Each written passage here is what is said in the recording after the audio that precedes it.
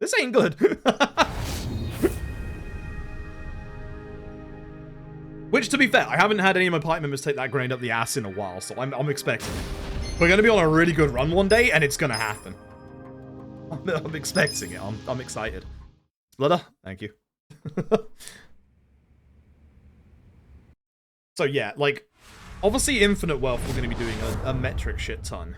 And here's the thing, I know Infinite Wealth's going to take a while to get, like, really well routed, like, anywhere near the first route that we had for this run by Meta. Because I think Meta's run took, like, a month to 2 months to, like, fully formulate. So, I know, like, I'm hoping that, obviously, you know, the three folks who did, like, the most in terms of, like, the big routes for this, Meta, PS Cala, and obviously Tom, I'm hoping that they all, like, dip their hands into this, into Infinite Wealth for its speedrun. Which I know a little bit more about, like, obviously what to look for with the next one, which is good. But, like, one thing that people, like, probably don't remember. It took me ages to do a run of this, because I was fucking afraid of it. And, like, as I said, like, my first run of this was, like, almost 8 hours. Like, my first run of this was garbage. It was terrible. Like, whereas now, real time, it's less than 4 hours. Like, it takes a while for things to get optimized, and just the thing that I'm worried with Infinite Wealth is that the sheer size and scale of it, I think it's gonna be even longer than this. I have that suspicion that it might be the one game that could get close to Yakuza 5. Like 5 is 6 hours long, and I get the feeling that Infinite Wealth might be the one. Obviously, I hope it isn't. But it's obviously going to take a while to get to the point of being, you know, optimized anywhere near the first route of this. So when Infinite Wealth, we're done with it, I think we're just going to do a run. Because, like, I had this real fear with, like, this run for ages, and to get over the fear that I had of the run, like, it was just, even without a route, it was just, hey, just do it. Like, I already had a couple of things from my casual playthrough that I knew were good, Airy Dealer and Rocket Launchers were the two big things, and we just built on it from there. Like, so, again, like, even if you don't have a full route, like, your first run, again, and I say this all the time to anyone who ever asks about speedrunning, your first run is always completely garbage. Like, your first run is, it's not always completely garbage, but your first run is never gonna be the best run you'll ever do.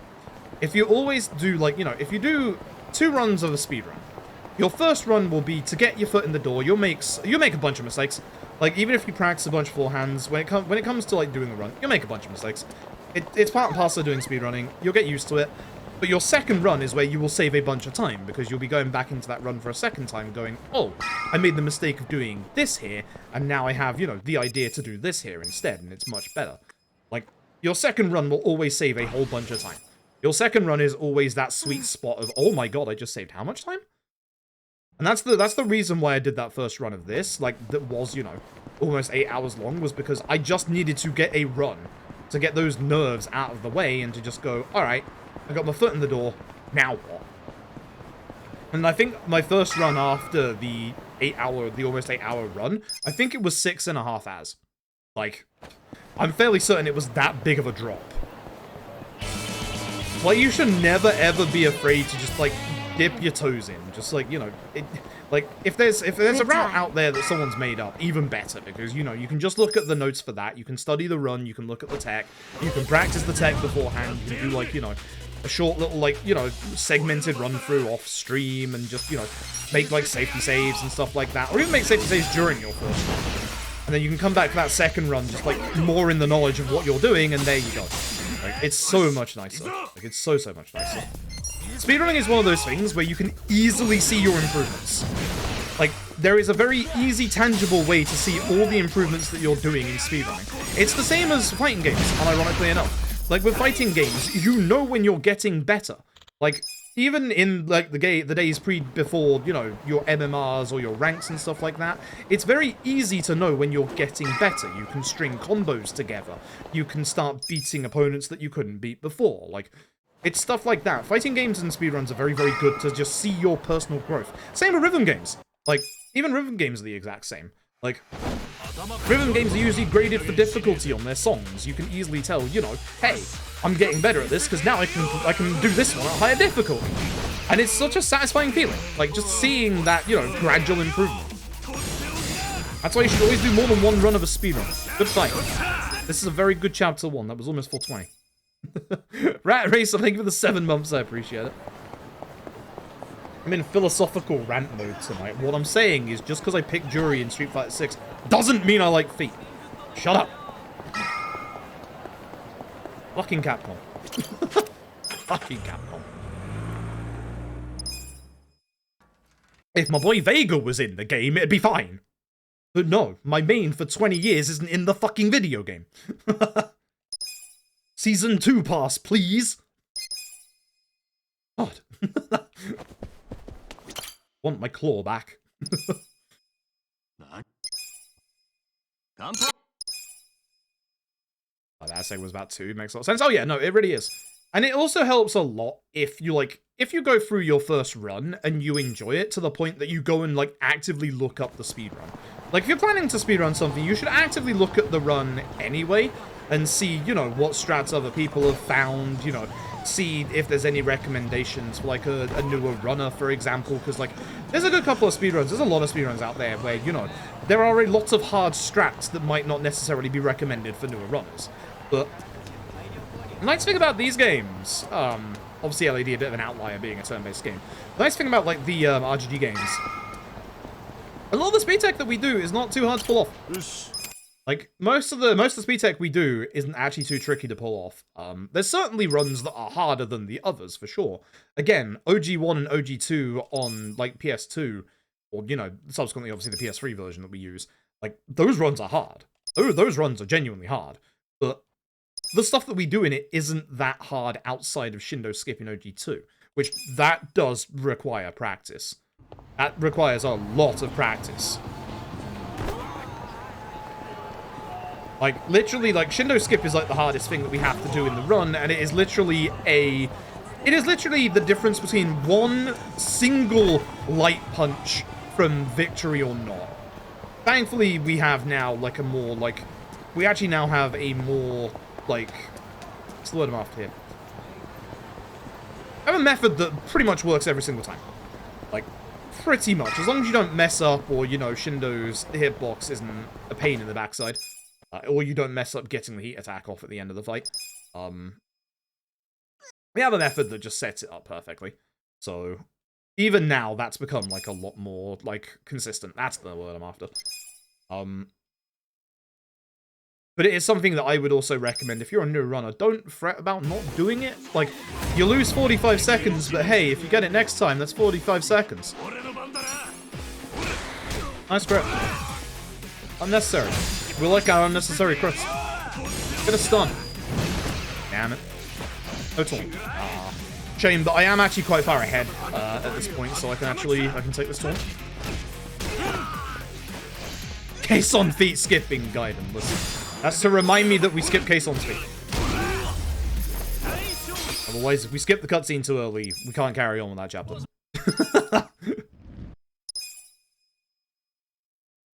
I just want my boy Vega back in Street Fighter, alright? Just want him back. Bring him back, yeah. Let's see how gorgeous he'd look in Street Fighter 6. I'm assuming we'll hear about Season Pass 2 at EVO. So I'm kind of hoping at EVO for good old Vega to be back.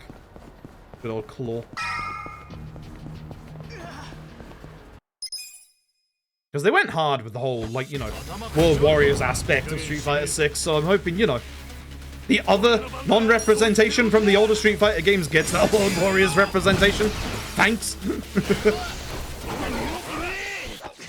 But shame everyone's too far away to be hit by that as well. I have dodged this guy twice. He must feel really bad. It's a good fight. Everyone's a little too far away and running towards me, but that's a good fight.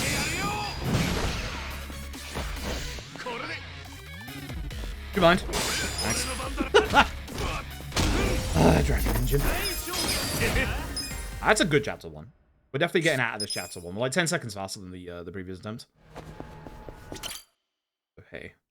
Decent chapter 1. Could have done without the taunt, but other than that, very good chapter.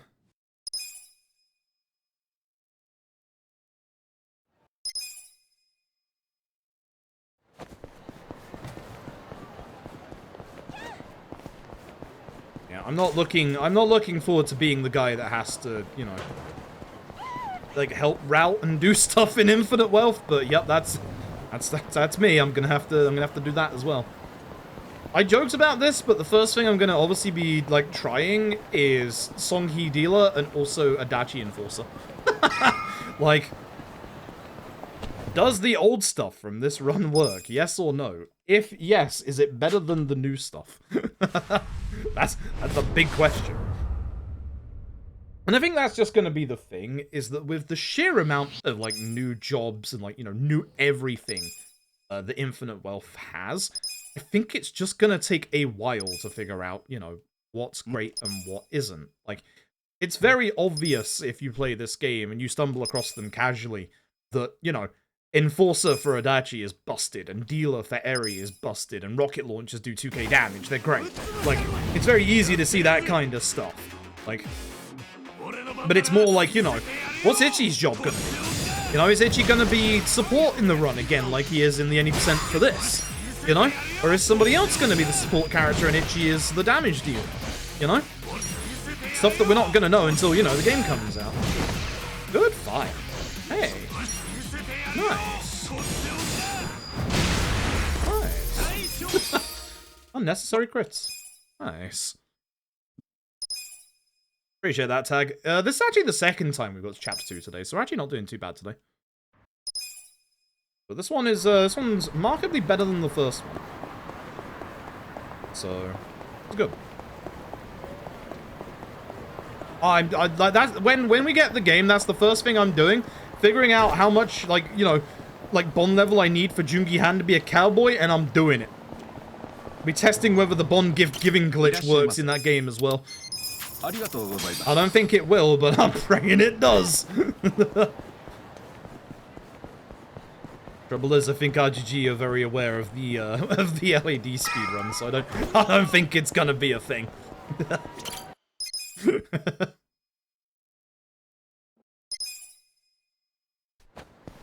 I will do my damnedest to make Cowboy Jungi Han an actual option.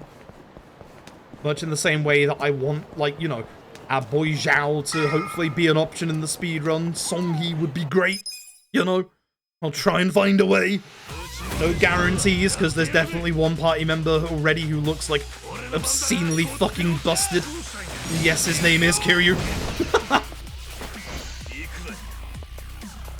I can pretty much guarantee you now.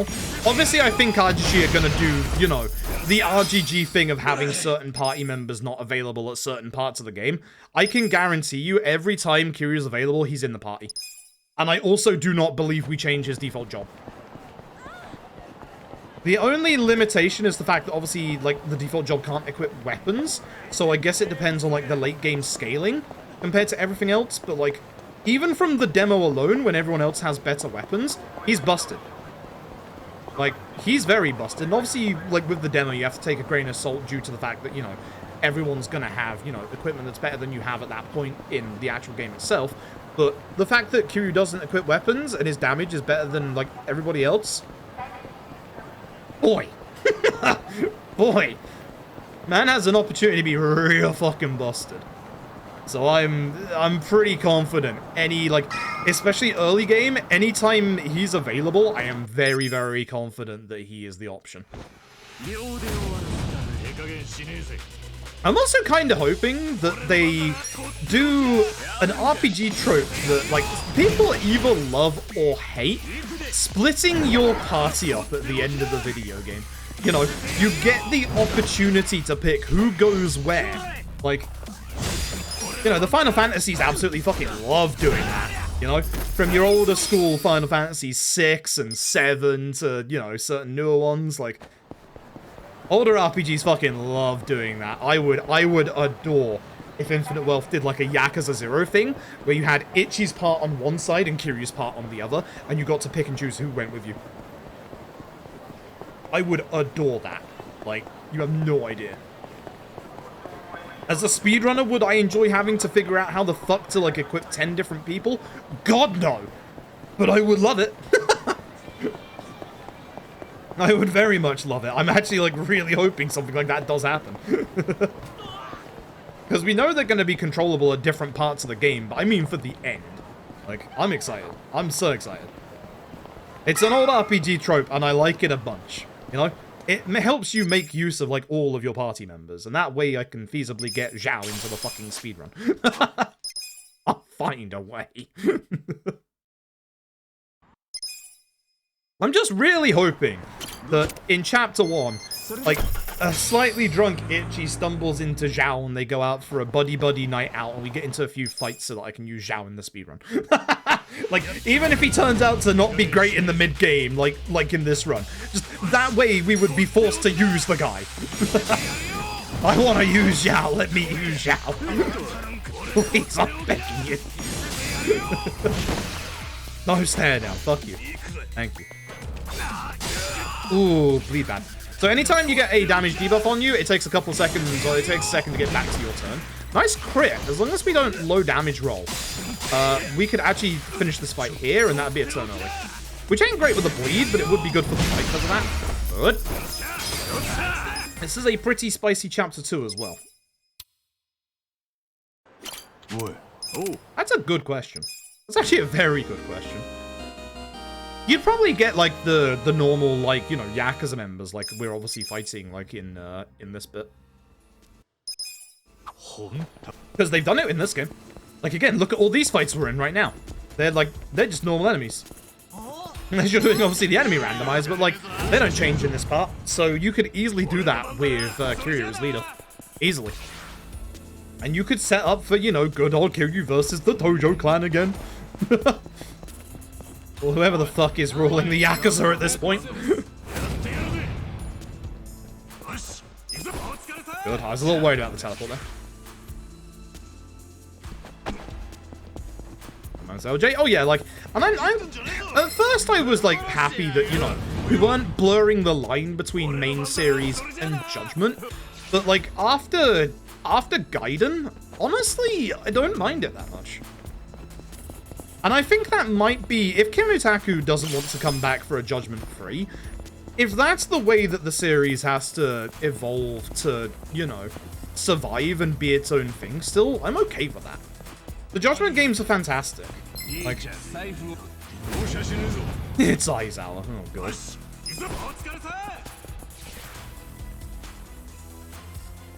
What if Aizawa is the VTuber? What if Aizawa is the VTuber? He's got just a live stream set up in the Tojo Clan car park. Someone comes by and sees him with a desk with like a computer, a ring light, a microphone, a webcam, like, Aizawa, what the hell are you doing? I'm waiting for Kiryu to come back. I figured out the world of VTubers.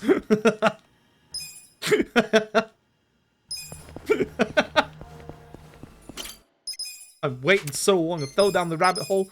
The YouTube algorithm, they kept giving me more recommendations. It won't ever stop.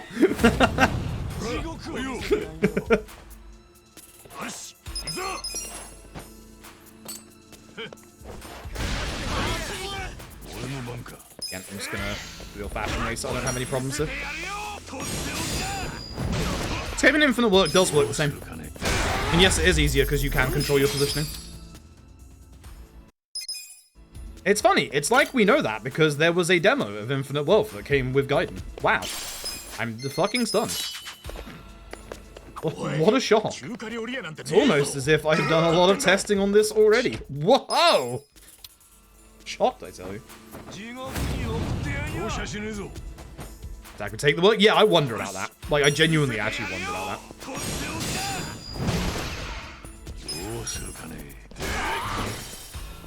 Good thing Itchy's damage roll was high because Adachi's was low. Yeah.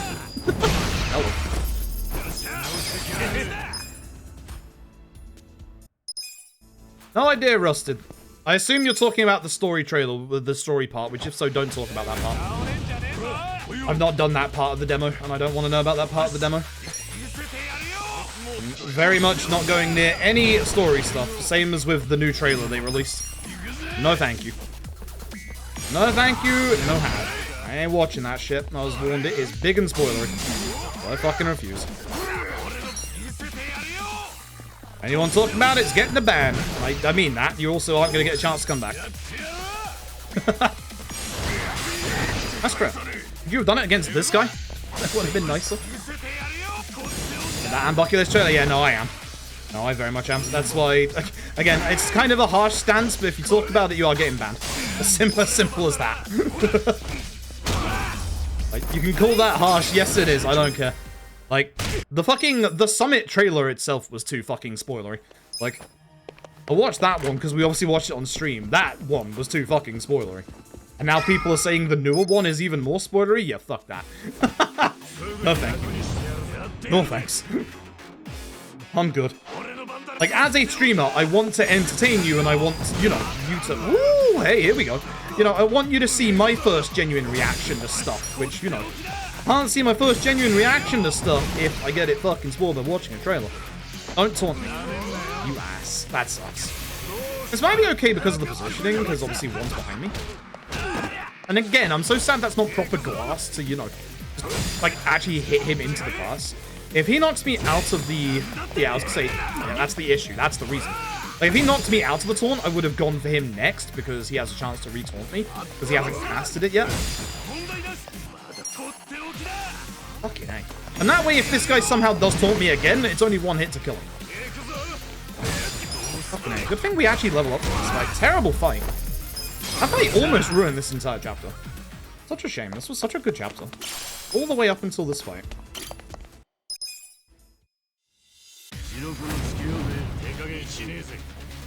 Yeah, like, I know it's harsh. I know it sounds stupid coming from, like, you know, the outside. Because, like, even as I've said, you know, if they release something, you know, it's kind of like the stuff with, you know, a certain, like, somebody who turned up in a sub-story in Gaiden. Like, you know, RGG released that as, like, you know, actual press to, you know, build up the game. Like, as I said, it's fair game that way. And it is fair game that they did do the bucket list trailer, but I ain't watching that. This is my own personal rule. My own personal rule, that. I appreciate everybody respecting that. There is such a thing as too much. There is such a thing as too much, and I genuinely feel the RGG Summit trailer was too much. It is kind of interesting because, like, they started speaking about, like, the whole, like, Summit trailer and being like, you know, not many people watched the trailer after the first one, which, I mean, they're not wrong. Like, even if you look at stuff like Persona 5, like, when Persona 5, like, got its, like, re-reveal a couple of years after, you know, the whole You Want Emancipation reveal, like, so many people watched the first trailer for that, and then didn't, like, watch, like, loads of people still watch, like, you know, trailers 2 and 3, but not as many as, like, you know, the first one. Like, they aren't wrong about that. They really aren't. So I understand the need to put as much as you can into that first trailer to be all like, whoa, this is a video game. There is such a thing as too much. And again, that's why I'm also not talking about what happened in the Summit trailer, because I know there are people here, rightfully, much like me with the bucket list one, staying away from that trailer. Because as I've warned people, if you don't want spoilers, nice by the way, then don't. Pure and simple. Don't. Such a shame. This was a good chapter 2 up until that last fight. Same LAD race? No, LAD's initial trailer was actually mostly the cutscenes at the end of chapter 1. It started with the conversation between Ichi and Arakawa, and then obviously Ichi going to, obviously, prison. Split? I don't like the split. I don't want to. I'm gonna skip it. No, I don't want to. you can't tell me to split. I'm just gonna leave it running. Huh? Keep forget. Listen, the guided with the bloody auto splitter has ruined me. Huh? I wanna see that red rise. I wanna see the time loss. But yeah, no, the Infinite Wealth stuff wasn't like actually like genuinely too spoilery, and then it had like a supercut of like a couple of scenes.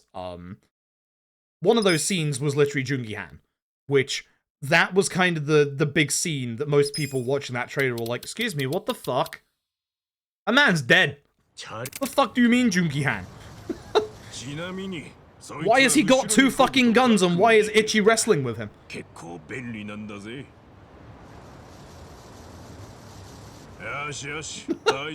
Fucking, fucking Jingwon Mafia and their bloody plastic surgery. Christ. I was actually a little disappointed to, you know, keep hearing about the Jingwon. Like, I don't necessarily think that RGG has done good storytelling with the Jingwon. It's not good storytelling when it boils down to Koreans are bad all the time. Like, that's not good storytelling. That's very harsh and very bad, like, actual storytelling.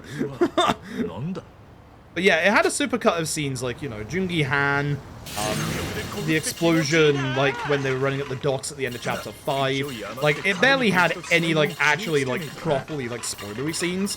Whereas the Summit one for Infinite Wealth. That one did. I am genuinely hoping that is an early scene from the early game, because I assume it will be, because I think that's going to be a central point of Infinite Wealth's plot, but it is just, you know... Man, that would have been cool to find out. You know, it would have been very cool to find out in the video game. But it is what it is. Bucket list one is worse. How the fuck? Hey, there we go.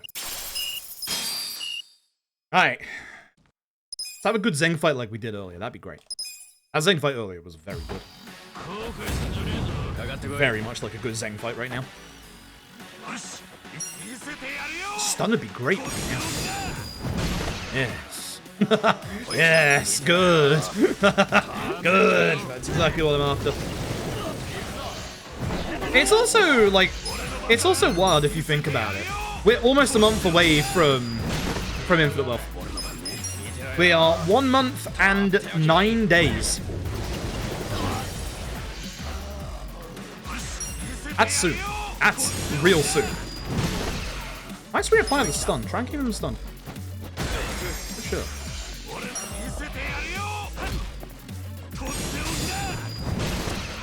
Again? Man, that's not an opportune. I should have gone for Pigeon. Yeah. Made a mistake. It's a shame. The fight was very good. If he'd have stayed down, that would have been really good.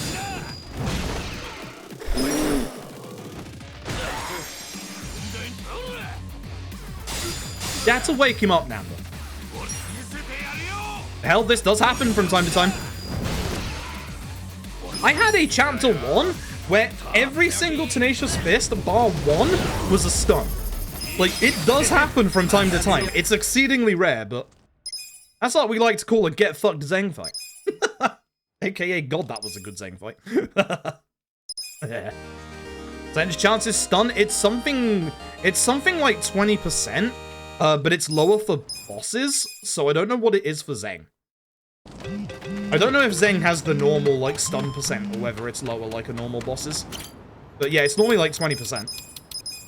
So, kind of fucking absurd when it happens. Like, it happening constantly in normal fights I can understand. But, hello? Game? We've hit the X button, thank you. Ah. Don't. Oh no. Now I understand where my luck has gone. Ah, good. I don't think that's a fight spawn ahead of me. That is a fight spawn, though. Great. Thanks, boys. More time loss.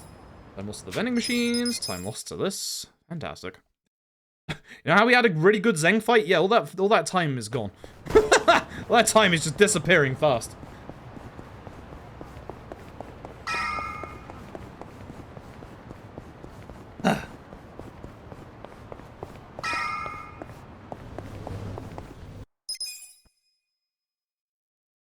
Game takeoff? Oh yeah. I'm used to it at this point. I'm so mad about that run the other day. Like, I know with this run to never ever get attached, but man, I was like almost 2 minutes ahead going into chapter 12. I was attached to that run. Like, the downside of this run at the moment is I have a lot of time save in the early and mid game, and most of my late game. The issue is we are going up against Masochist Reiji 4 and first turn Trickster's Top Hat. So... You know. That's time loss is guaranteed in that point. So I need a lot of time saved before we get to that point. Is the issue. Right?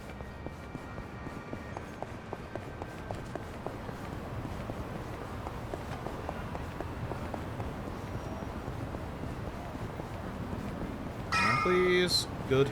Possibly get past these two if I just walk. Ain't great, but it's better than save loading.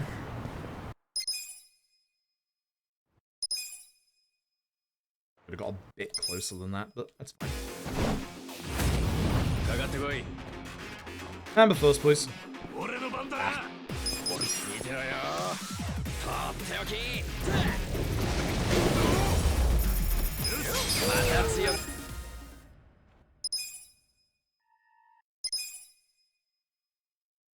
Oh, yeah, it does have the curse substitute. That doesn't mean, like, if I'm ahead, I'm not skipping curse substitute.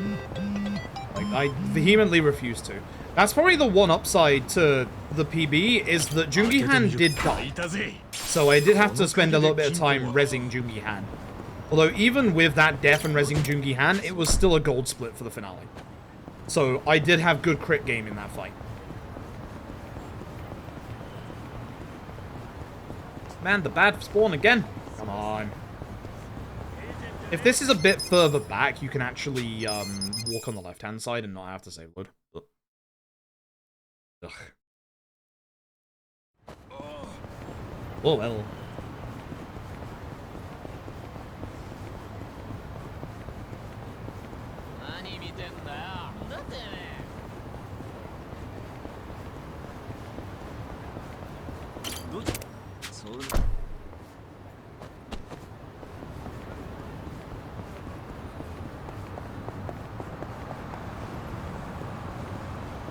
Cars would have hit me because they were not stopping.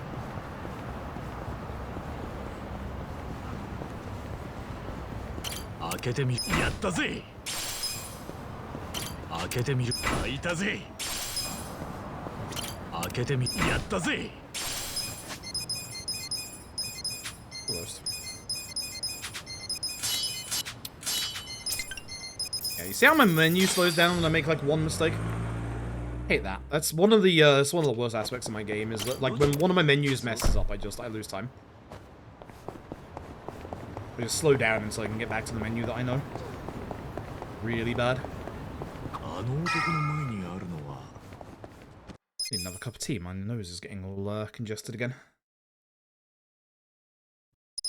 Oh yeah, for those who didn't hear the news, by the way, be civil about this. Lad Gaiden's English dub came out. It's 20 seconds faster than the Japanese dub because it has certain fights that are skippable. So all I'm saying is be prepared for that.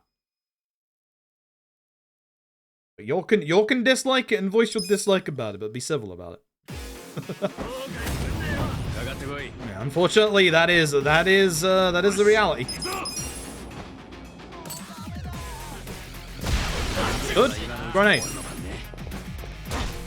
Yep, took a leaf out of Judgment and lost Judgment. But not a great chapter 3 with all the save loads we have to do, but other than that. I mean, it's an hour and a half run. 20 seconds is a hell of a lot. 20 seconds is a hell of a lot. Yeah, it's like it follows on from Judgment and Lost Judgment having the English dubs be faster, but there's less controversy around those dubs. So yeah, just prepare for that when we do a Gaiden run. Might be a while till I do because of that. Would have been a good day stream for today, but the timing of everything that I had to do just meant I couldn't do a day stream.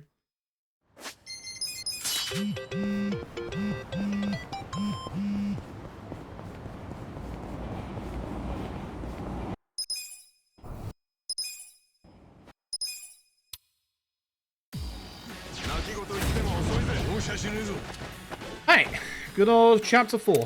We made it. See how this goes. No Adachi next. That's bad. Also bad.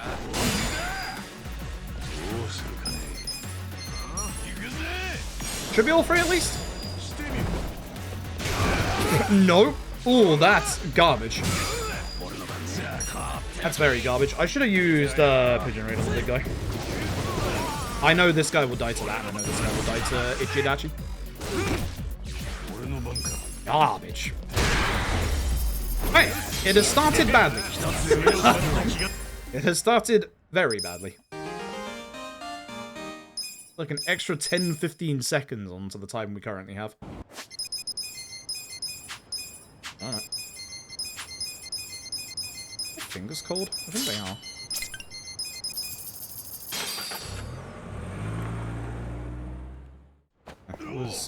That was definitely me. My fingers were not reacting as fast as they usually do.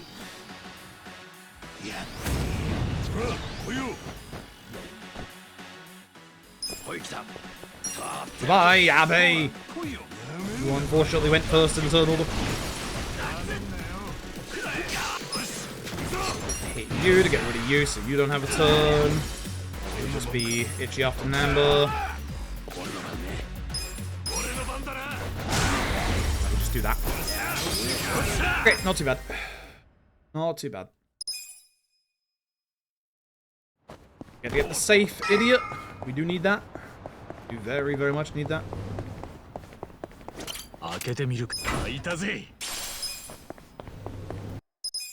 It is nice because the new route for this is now starting to finally like cement up here, replace the old route, which is good.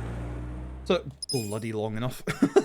That's the worst thing for me about RPG runs, and like obviously LED has been the one that I've had like, you know, the most hand in, but it's like whenever a new RPG route comes out and like the old stuff goes and you have to remember the new stuff, especially when it's like, you know, big sweeping changes like the chapter 5 stuff that we did in this run.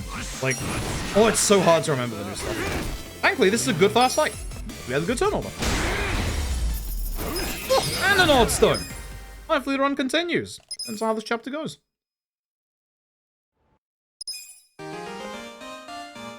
So it's getting pretty... It's really weird, because like it's getting late in the stream, but it's also not getting late at night, because like I started this like late enough. So I don't want to say, you know, this is the last attempt for LED, because there is a potential chance for another attempt. But I am also trying to think about, like, what I want to do if this run dies. Like, I could do some, like, on-stream, like, Parasite Eve, like, you know, speedrun learning. Could even do something else. Could even do, another run to learn. Because there are a couple of runs that I need to learn at the minute. Like, stuff I owe for, obviously, like, charity rewards. But there's also just, like... There's a bunch of other stuff I just want to learn. I don't know where the fuck this has come from, but I think I've been really enjoying watching Punchy do like a whole bunch of remake speedruns. I've been enjoying watching Maxi do a bunch of like Resident Evil style marathons, and I've always wanted to do a classic Resident Evil, and like I kind of really want to learn Code Veronica. I do have the Japanese version of that, because the Japanese version is a lot easier than the Western version. Christ almighty. I don't know the particular ins and outs of, like, the full reasons why, but one of the reasons why is that it's a lot harder to get into caution on the Japanese version of Code Veronica than it is the Western version. It's something like in the Western version, it's something like 2 or 3 hits gets you into caution, and, like, on the Japanese version, it's, like, 6 or 7. Like, it's a lot better. It's like ridiculously better. It's like the Western version of Code Veronica on like PS3 is like hard mode. Weird. Ooh, that's bad. If I saw that earlier, I wouldn't have to do this. And what is with my fight spawns today? I'm having bad fight spawns. All the unopportune ones. Like, it's right there, but that would have got into a fight with me if like I'd have run a bit more forward. That's the one thing that I'm so thankful for Infinite Wealth that I never knew I wanted.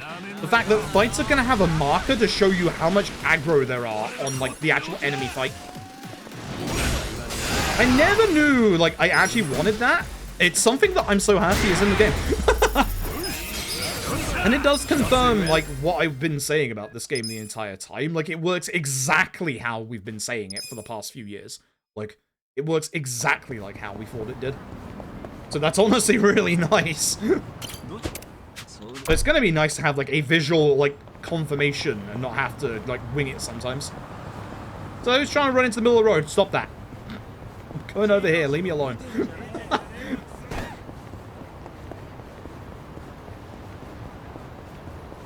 Yeah, I don't know. I've been like really wanting to do like a classic Resi run. I'm like, I don't know what's up with me doing, you know, the stuff that, you know, isn't exactly super popular, but is more niche within, you know, the popular series, you know? Like for Dead Rising, why did I go for Dead Rising 2 off the record instead of Dead Rising 2? You know? Can I do this in time? No, I can't. Oh my god. That's like so many save loads. If this is a good time in Chapter 4, it'll be because the fights are good. Unfortunate. I could skip that and risk like getting like 2 drops from a fight or 1 drop from a fight, but wouldn't be a good idea.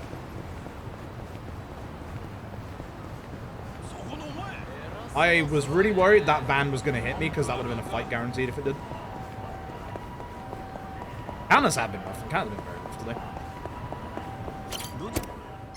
The counters have been very, very rough today.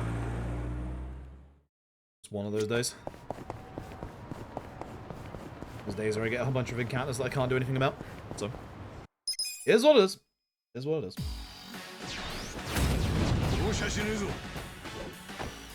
Moan about it briefly, and then we will shut up and carry on with the rest of them. I'm also so curious about the fucking poundmate system in Infinite Wealth, seeing as it's had, you know, a complete, like, not complete overhaul, but a big, like, set of, like, changes to it. Like, holy shit. There's just so much in Infinite Wealth that I'm so curious as to how it's going to work out in the speedrun. Like, there's so much extra stuff. Like, and good extra stuff. Good quality of life stuff. Like, I'm so excited. We're almost a month out. So close. And that's Sarah Batari. Hey, Krebsig. Hope you have both doing well. So I'm very nasally today. No odd stone. We made the right decision so far.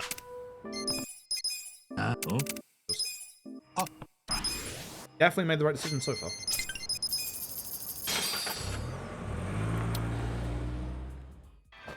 Nas was at Jump Fiesta. Yeah, no, I saw those.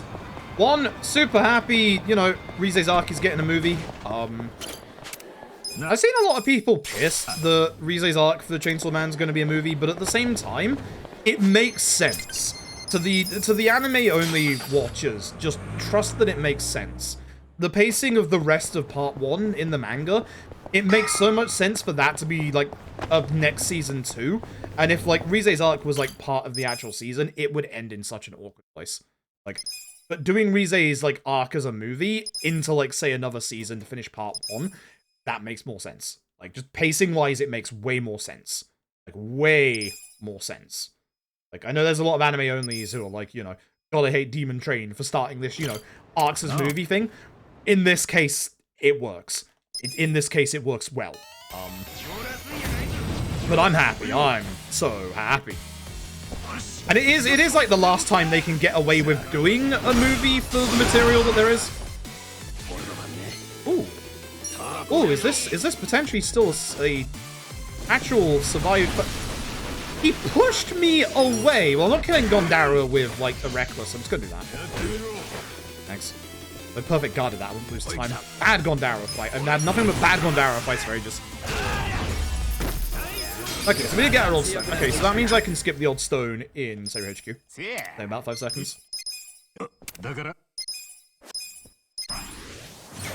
I was not expecting One Piece Kai. Like, I'm obviously hoping it's a lot better than Dragon Ball Kai was, but I was not expecting One Piece Kai. By Witterval Studios, like, holy shit. Alright. I also feel for the poor mapper animators who are going to be dragged through the mud to do the Chainsaw Man movie as well. Like, the conditions there are absolutely fucking terrible. I don't watch Jujutsu Kaisen Season 2, but I have been obviously seeing all of the shit that's been going on with Jujutsu Kaisen Season 2. Did I equip it? I did. I can't remember if I had or not. So, yeah. 16 lead and lose the game in the dumbest fashion. Hey, my football team has only won 1 game of football in an entire year. I know all about having your sports team be fucking terrible. Who? And also the fact that our owner has, you know, stopped paying the tax man, which kind of an important thing for a football club to exist is to pay the fucking tax man. We have literally lost 16 points in the league because he has not been paying the tax man. We were relegated last season. And we're going to get relegated because they have decided to use us as a bloody plaything and stop paying the fucking bills. They decided last month that instead of paying, you know, hard-working staff at the club, they decided to only pay the players so that there wouldn't be a points deduction and that they wouldn't pay any of the rest of the staff. Which, shout-outs to the actual, you know, members of staff that did decide, you know, the manager and the director of football who decided to forgo their wage so that the actual staff could get paid. Christ. And shout-outs to him apparently changing the goalposts behind the scene for the takeover so that the one group that was interested in purchasing us is now no longer interested in purchasing us. Hey, that just swell. They got a Mega Swan, actually. They're still in a good position.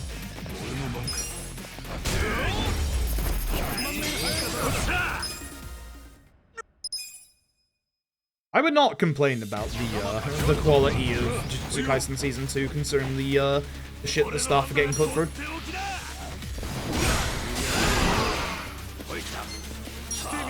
Yeah, Tosca. Yes. It's hit Nanda.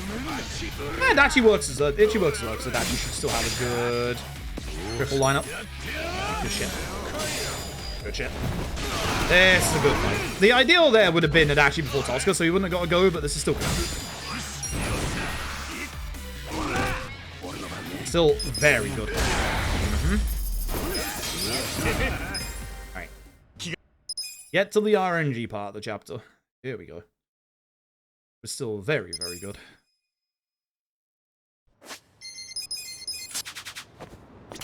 Oh,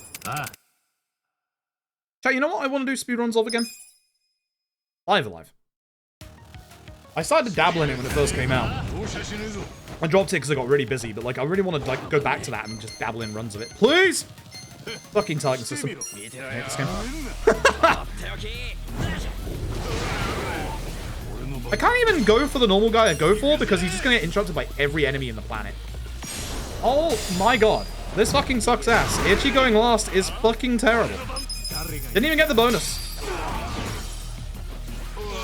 And one of them got pushed out all this way because of that. You just go fucking kill this guy. This is a terrible start. Actually, stop walking away. You're the one that kills him. I could use tag team, but I want to save that mana for the next fight. I have that extra mana for the next fight. I can go faster in this next fight. Camera? What the fuck? I've never had the camera facing that way before. Right.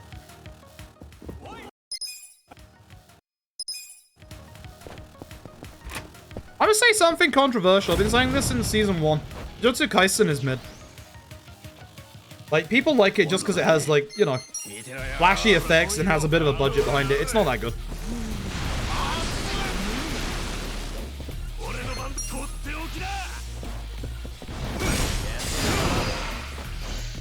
I've been saying that for a fucking long time. It's mid.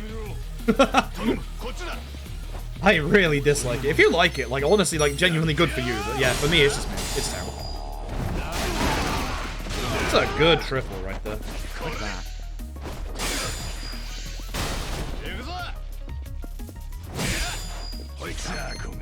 You did have the correct person. This is a double. This is good. Oh, that's perfect. Oh, that's fucking perfect. What a good fight. Fuck off, Ida. What a good fight. What a good fight. What a good fight. Alright, that's a great start. That's a very, very good start.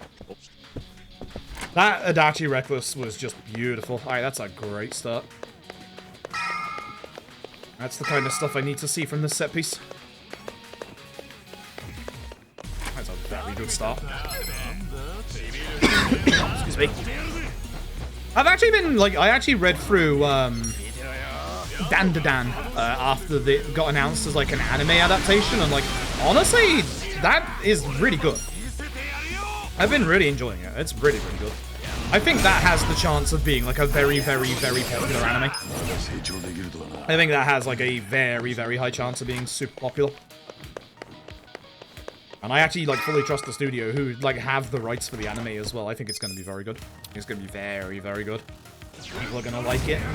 It's a little weird at the start and a little too, you know, fan servicey for its own good, but that quickly cuts that shit out after, like, you know, a good 15, 20 chapters or so. And then it just gets really amazing. I was really hoping that was going to get the paralysis off. If that got the paralysis off, that would have been fucking hilarious.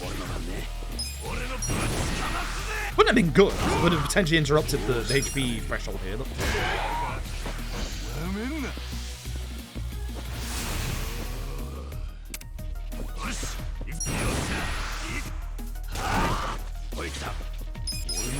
Actually on too close because he can miss his attacks. I don't know if Itchy can get this in one shot. Itchy needs to high damage roll. And almost all those perfect guards. Again, your perfect guards are super important in this run. Like, a bit less so in the mid game, but like you still need to get your perfect guards just to get back to like your turn a bit quicker. But like early on, you need those perfect guards just to not die in this run. And in the end game. Holy shit, perfect guarding in the end game is so fucking vital. Jesus Christ. If you can't perfect guard, it's actually third, second, what the fuck? Alright. If you can't perfect guard, you are in big trouble for this run. Very big trouble. It actually is not too bad. Very Can I mega with both of them? No, I can't. It's far away. This is Infinite Wealth where I had control of my character. I could potentially have set up for a very good hit there.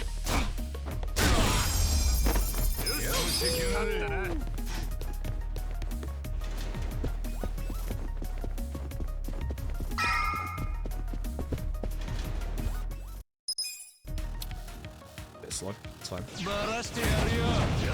Yeah, I wish my nose wasn't as runny as it is today. Good start, very good start. Especially if Itchy going ahead of Sakurai. Means I can interrupt his turn. Oh, Adachi next though? Oh man.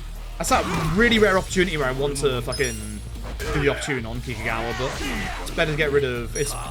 Why is Adachi second? What's that horse shit? This isn't gonna go well, but I'm just gonna do this.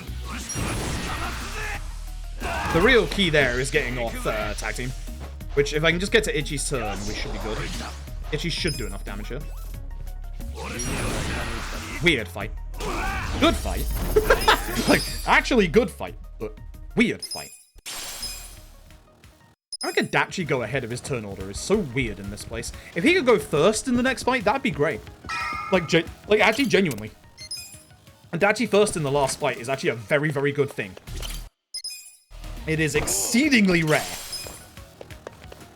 But it's like the one fight in this entire place where Adachi going first is like the best outcome.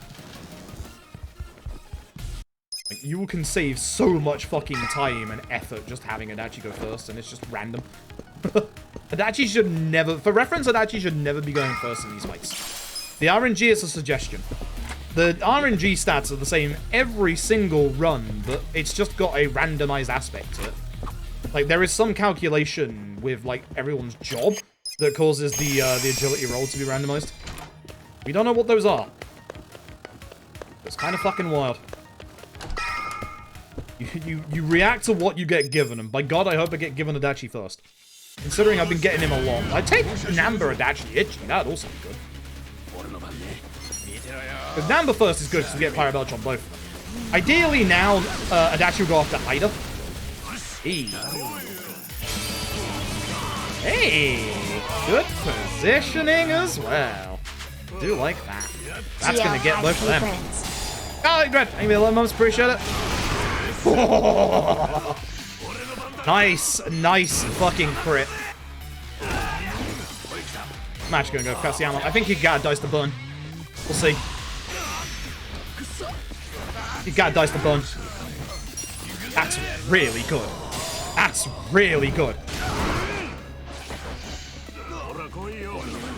That's really good. I can just focus straight on him. That's really good.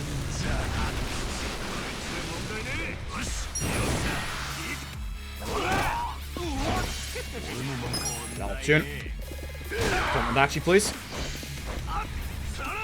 Not ideal, but not the worst person. Also, he missed, so haha. GG.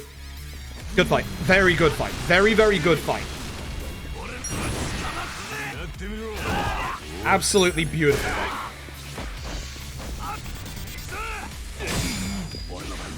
Don't know if it's going to be enough between the two of them. It should be. Yep.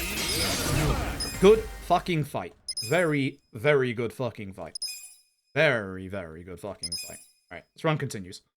Wasn't the best chapter, but that was a very good set piece. Oh, that was such a good fight. This massive massage machine helps so fucking much with this set piece now.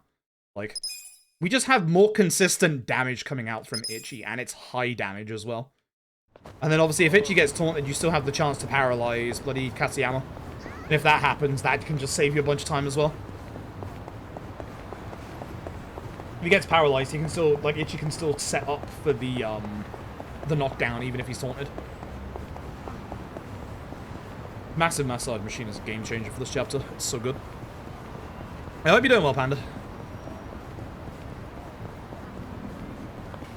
I hate it when I don't get the angle there. That angle is actually really tight. We're going to be ahead coming out of this chapter.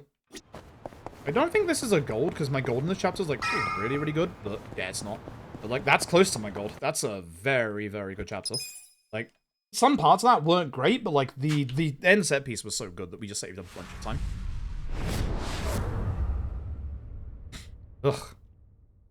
God, I got bloody drooly nose, snivelly nose. Hate it.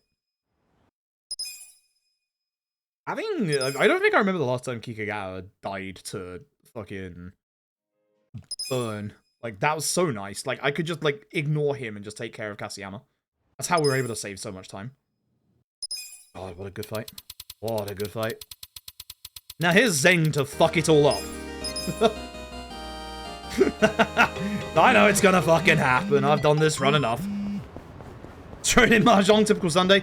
I need to go back to Mahjong. Mahjong is like I don't play it enough. It's my it's my nice comfy, you know, hey, I want to play something, but I don't know what game. Like, I don't know why I find Mahjong relaxing. It's not relaxing. I got hit everybody. Got it better. It did. God. You only need Itchy into Adachi there. Or if obviously Adachi is not after Itchy, whoever, like, follows up after Itchy. Even Psycho can finish an enemy off there. Hello, part-time hero. Please do not kill Itchy. Thank you. That's the only way that this, like, fight can go sour, is if he kills Itchy. Which I've never seen it happen in a run, but there is every chance it could. Like, genuinely.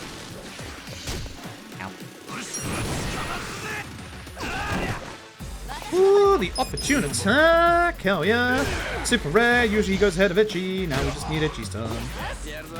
Man is punching, and I'm not getting my good time. I forgot that could stun. Fuck you, you're already dead. Still a good fight. Still a good fight. Just, I didn't get off any perfect guards, which is just annoying, because that means it's okay just to go back to my turn. Also, we still haven't seen the, like, completion list, like, part-time hero-esque thing in Infinite Wealth. So, I'm expecting there to be something, but, like, yeah, we just haven't seen the guy yet. It's interesting. Right, so, new route, new stuff. 3, 1. But yeah, the nice thing is we get all of those stats on the right-hand side. The style, which is now level 2, is the one that we want. Because we've been doing a bunch of taxiing, it applies that to completion list at this point. This kid gives me some absolutely fucking busted-ass shoes. These shoes give me, like, 39 agility, which I know I say agility is a suggestion in this run, but 39 agility in Chapter 5, you are fucking guaranteeing that the person who equips those shoes is going first. Like, no amount of bloody RNG shenanigans will change that when you have shoes that give you 39 fucking agility.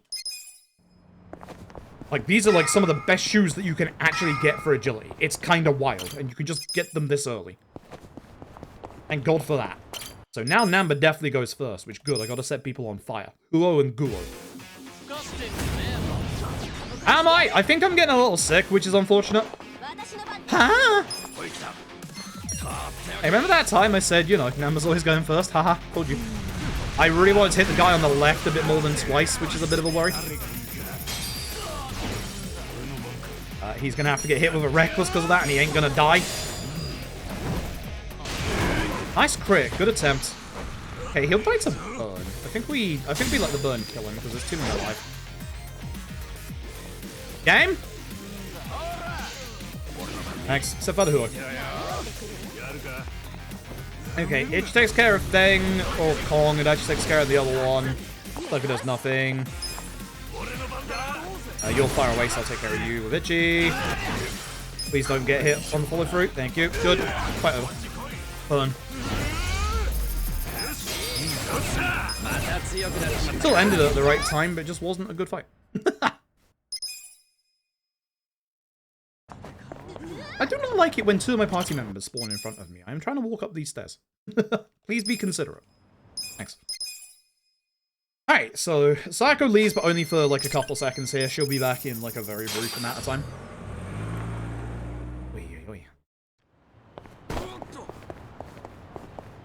Oh, excuse me, hernia. I've had food hours ago, now is not the time. Ow. I've been having a lot of hernia problems over the last couple of days. I think today's dinner was the first dinner in about 6 or 7 days that I didn't actually regurgitate during the middle of it. I have no idea what the fuck's been going on with my hernia, but it has not been happy. Not good. Yeah, they can, which is really annoying. I'm hoping they improved on that for Infinite Wealth. Fingers crossed.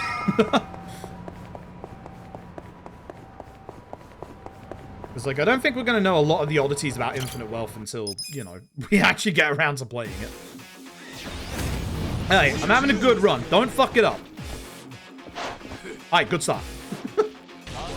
I like the defensive stance to begin because, one, it allows me to get Pyro Belch against multiple enemies, hopefully. But also, it enables me to... Usually I wouldn't do Mega Swing here, but I am doing because everyone wants to get them. I get to kill all the ads. Yes, Psycho doesn't get to do anything. That's fine. The defensive stance usually means that he doesn't have an extra chance to cast, obviously, you know, Lumang's glare. So, hey, no fear, jackass.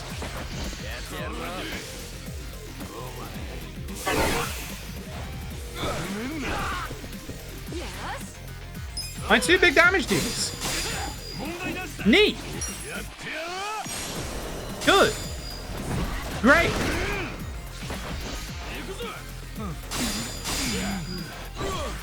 Itchy, do me a solid. Fuck him up. That actually isn't even going after.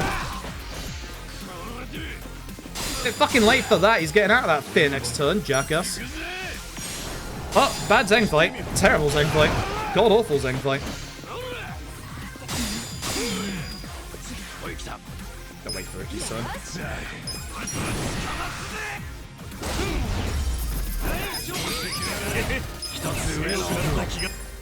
I haven't mentioned how much I fucking hate Zeng. I think I might have once or twice. Fucking hate that man. I hate that man so fucking much. All that time save we had from the previous chapter is gone. Just because of that one fight. Like, it's all gone. Like, genuinely, it's just all gone at this point. Hey. Batman takes some of that? Yeah, same. Very much same. I'm, like, I said this earlier, I'm so curious as to, like, you know, what the actual early game of Infinite Wealth speedrun is going to look like with, you know, all the extra additions we've got to fights, like, you know, normal attacks having so many more uses to them. So curious. Ugh, excuse me. Hello, I would like to unlock the ability to earn income with my job. Thank you. Please turn my life around. Go, hostess. You mean Chinese pub today, I guess. Time.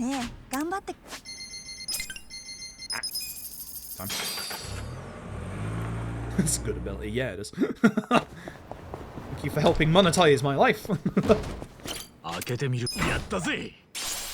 Ouch. Speak to you. The money. Okay, thanks game. Let's see in the cat's ass. Turn around.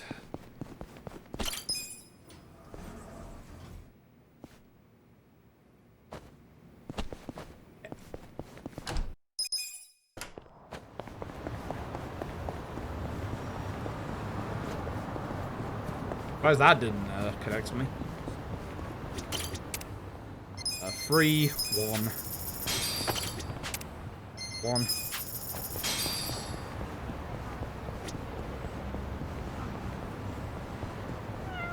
And we got our cats as well.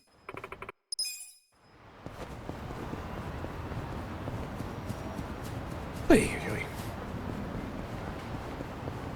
God, we're only a month out from Infinite Wealth. It's genuinely exciting. It's genuinely exciting. I was hoping not to get this hyped this early, because, you know, a month is a long time, but it isn't when you think, you know, I'm gonna be gone for 10 days of that month. And also, we have, like, a lot of other obligations that I have to get through before Infinite Wealth comes out. Because once Infinite Wealth comes out, that's all we're doing for literally fucking days. I'm probably gonna demolish my absolute health during Infinite Wealth. Bad fights one, bad fights one, bad fights one. Do not turn, do not turn, do not turn. Thank you. Doesn't turn, I can go a bit quicker down the street here.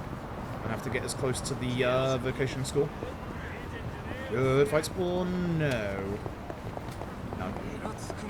Ideally, you'd cut through the station here, but if they're a bit close like that, don't bother. You can just cut through this side and it's still fine. There's like only like 2-3 seconds to not being able to cut through the station. A lot better to just not get into a fight. Ooh, bad positioning. Should be good if I just go this way.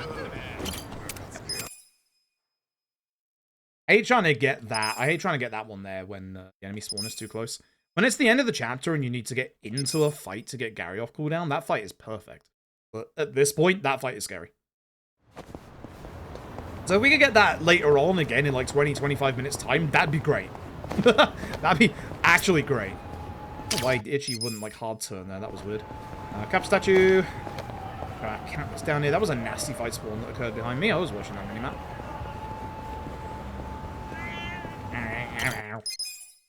Cat is always the loud one. Ooh, bad taxi. It's fine. Fine, it won't lose me too much time.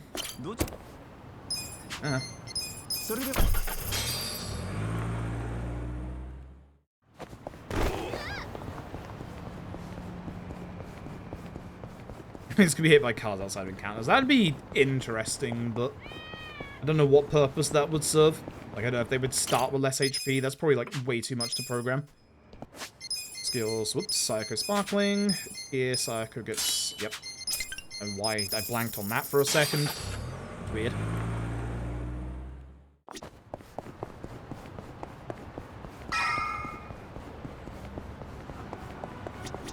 Please. Thanks. Alright. Kume fight. So this is the way to do the Kume fight consistently. So Namba should always start considering his agility. You'll either have Psycho or Itchy second. Ideally, you get Itchy second. If you get Itchy second, it makes targeting in this fight a lot easier. Something Gary. Psycho hits Yokoyama with Sparkling, and then even though Okino and both Yokoyama resist Fizz, Okino's HP is obviously low enough that it actually just does this. Which means that the next turn is started by Namba. Obviously, Kume here is weak to pretty much every attack in the game. Get fucked, idiot.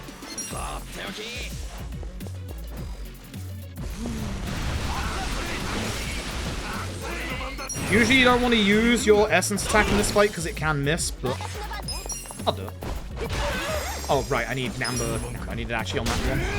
Keep forgetting that. Still not too bad. Still a decent fight. Need to remember that it's a Dachi for that fight. Hey, GG.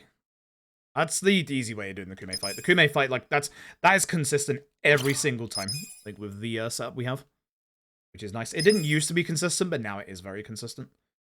Speaking of consistent, this is Eri. She is consistently the best character in this game. I'm going to consistently add her to our party for every single speedrun. Right, go.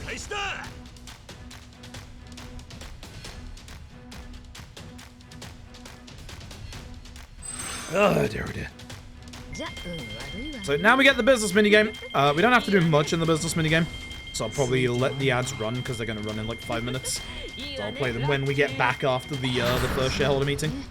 It's going to show you what to do with the second round here. Second round is very, very easy when you know what to do. And this is like the quickest way to get the business to rank 100. It takes like less than 10 minutes. It's really quick. This actual minigame is an auto-scroller. Like, you cannot go faster through your ranks. We found that out because of all sub-stories. Which is wild. So, mate, I'm not...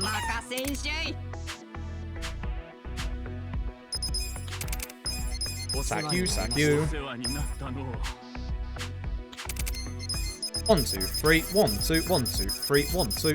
That's it. That's all you do. That's all you do. That's how you get to rank 100 in the quickest way possible, the least amount of inputs. Easy peasy.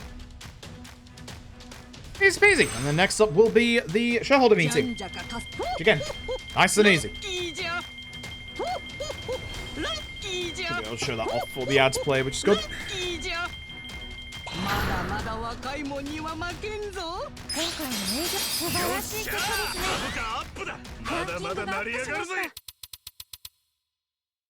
So we do have to leave here. Don't skip this because it's a long load that doesn't count in the load remover and also puts you further back in the office, so you just lose a shit ton of time to that. Use like a good 7 seconds to that. It's like an actual long amount of time. If you played this game before, you know that we can actually end the chapter at this point, but we are going to be in this chapter for another 15-20 minutes just to set up for the early to mid game. Because we need equipment. We need equipment, we need palmates. We need to get very strong. We can get very strong in this chapter, which is nice. Hit, grab cat, please. Okay, thanks. So at this point, we need to have Gary for the last fight of this chapter, which is an issue because obviously we've used Gary in the Kume fight and he is on cooldown. So we need to get into one fight and run away from it at any point during this chapter to be able to get Gary Buster Homes off cooldown. It's something that you have to remember before the end of the chapter. Usually you can get a guaranteed fight spawn at the end. That is fine. Employees, recruit Nishio and Master Sasuoka. 2 red guys. Make everyone happy. Change the board here, because then you don't get a tutorial. And begin. Start with the angry one. Hit the weakness, or break the shield, hit the weakness, then finish with omelet. Same for the guy next to him. Hit the weakness, or break the shield, hit the weakness, finish with omelet. Then keep an eye on the bottom right. That is our skill gauge filling up. When that fills up to max, use it and immediately destroy this guy. Nice and easy. Nice and easy. So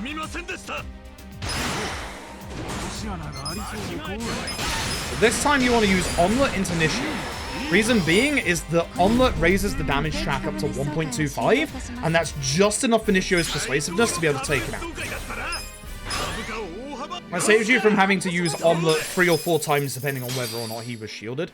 If you have to use the same person multiple times in this minigame, there is a slight delay between using them, whereas you've seen here, if you use multiple different ones, there is no delay because you just queue them all up.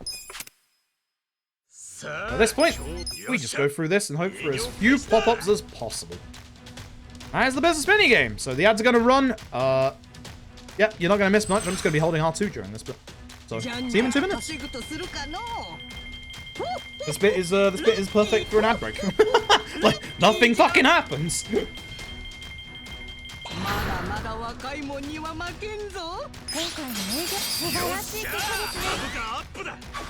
I should do the usual, streamer spiel here of, hey, if you don't like the ads, you could sub to the channel.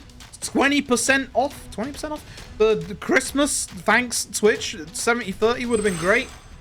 But I guess I'll accept, whatever fucking slim pickings you can give me.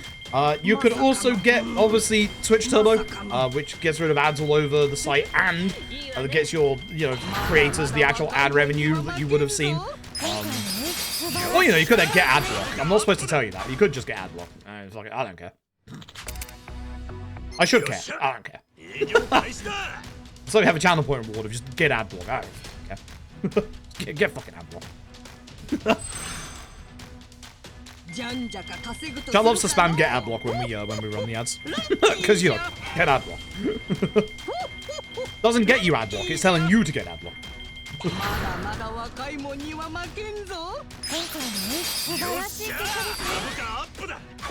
Yeah, the only time we have to pay attention here is to the whenever one of our staff members want a raise, and whenever obviously we get to a shareholder meeting, because we do have to do a little bit of work to the shareholder meetings.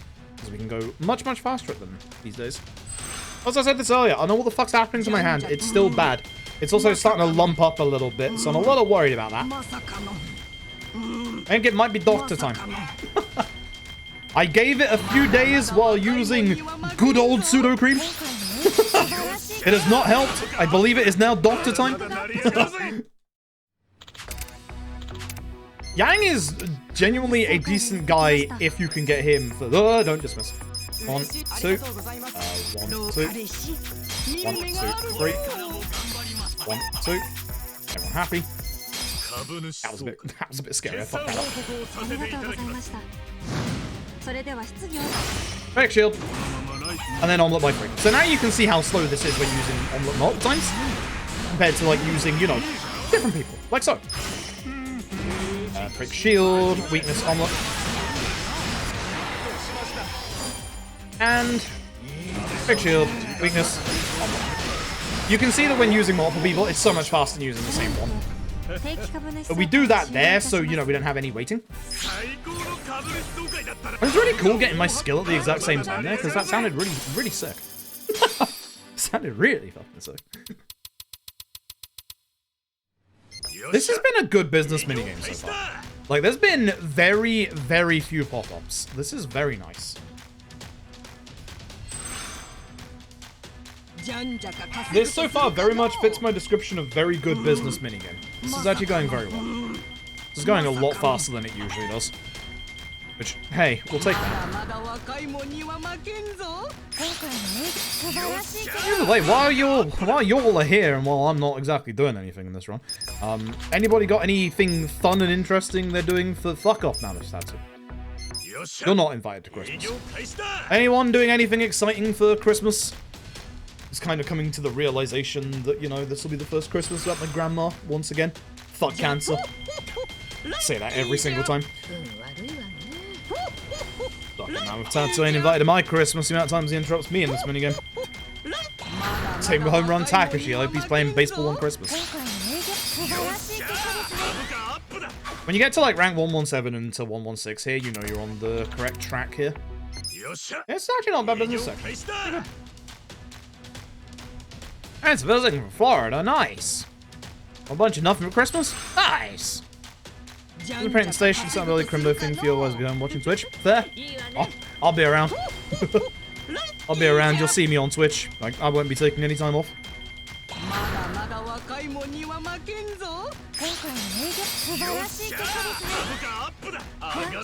If you're 116 here, you are good. You don't want to take any contracts either. Should be able to not taking any, but you don't want to take any contracts. Isn't Cali? Yo, nice. Expensive. But nice.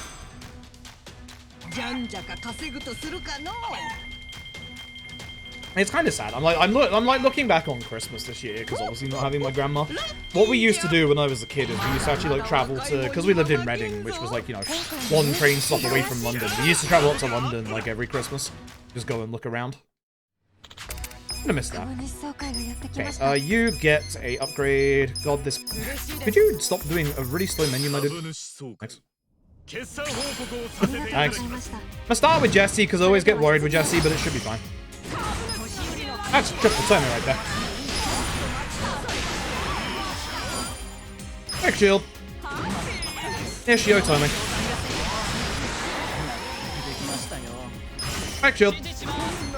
Ishio timing. He's busy, that's it, that's the spin again.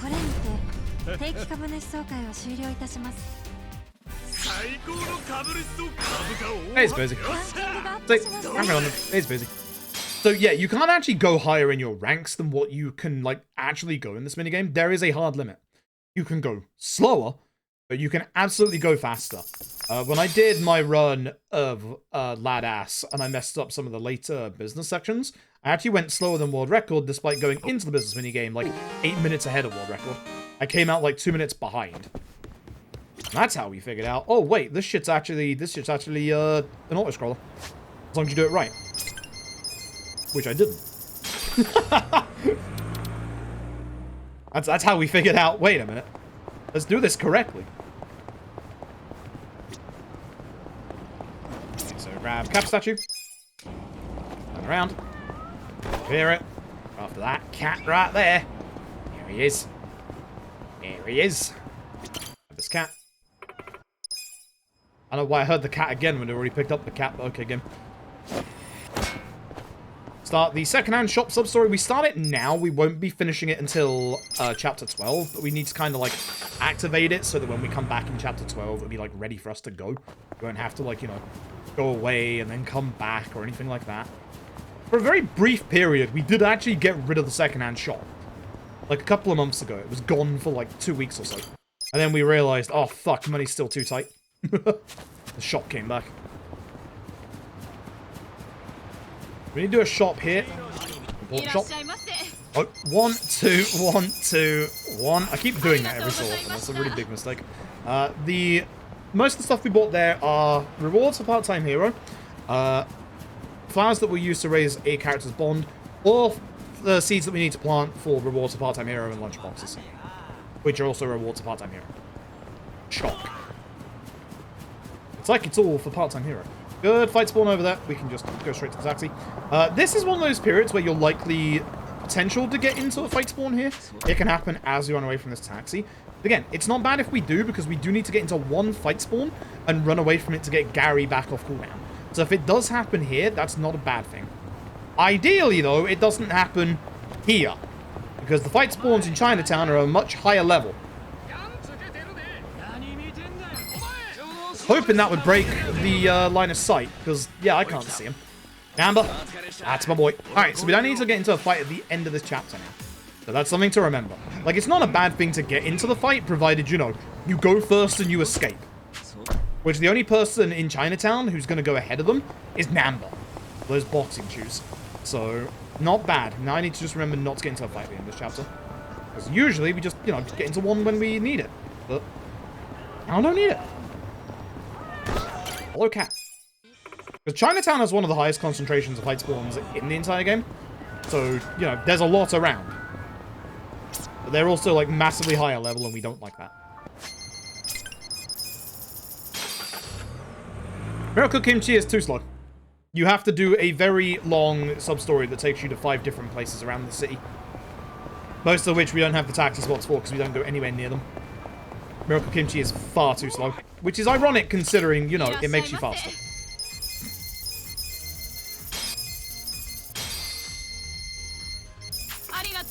Yeah, did that make you right for once? 91191. Interesting. Good numbers. I love it when numbers do the number thing. Alright. So now we do a whole bunch of our bond rank stuff. We're going to obviously start off by getting Eri immediately. We have to skip through a little bit of dialogue here to be able to skip the rest of this cutscene. This is not a skippable cutscene. It looks like it is, but it's not. This next one is a skippable cutscene. It's the last story cutscene you'll ever see Eri in ever again. But by doing the correct options that we're going to do in here, we get charisma and style. We're going to need our charisma and style both to level 3 by the end of this chapter so that we can change Itchy to the jobs that we need for the speedrun. We'll be changing Itchy to 2 different jobs, although one of them is going to be very, very brief. Try and speak to the bartender here before Namba. Not Ira. You don't want the party links. The bartender here has a smaller hitbox than fucking everybody else around him. That's the issue. Now speak to Namba. Fuck you, Namba. Everything else in here is circle. Skip once. Circle. Skip once. Good. At this point, this is my movement hand. We do not move in this point. If you do not move, you will speak to Psycho over Adachi. This is the one glitch we do in the run. Fairly certain it's going to get fixed for Infinite Wealth.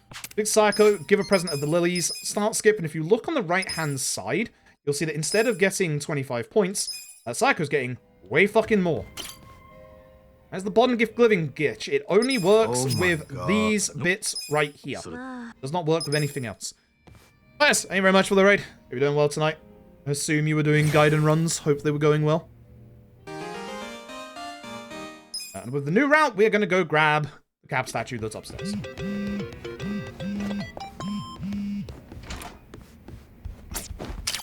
Nice, I got it quite early. If you haven't missed any pictures, that should be number 5. It's a good indicator of seeing, like, how many cap statues, like, you've actually taken a picture of. Zero seeds with the plant stamina and spark. That makes it take 16 seconds instead of 16 minutes. So we're going to bugger off and let those grow and come back in a bit.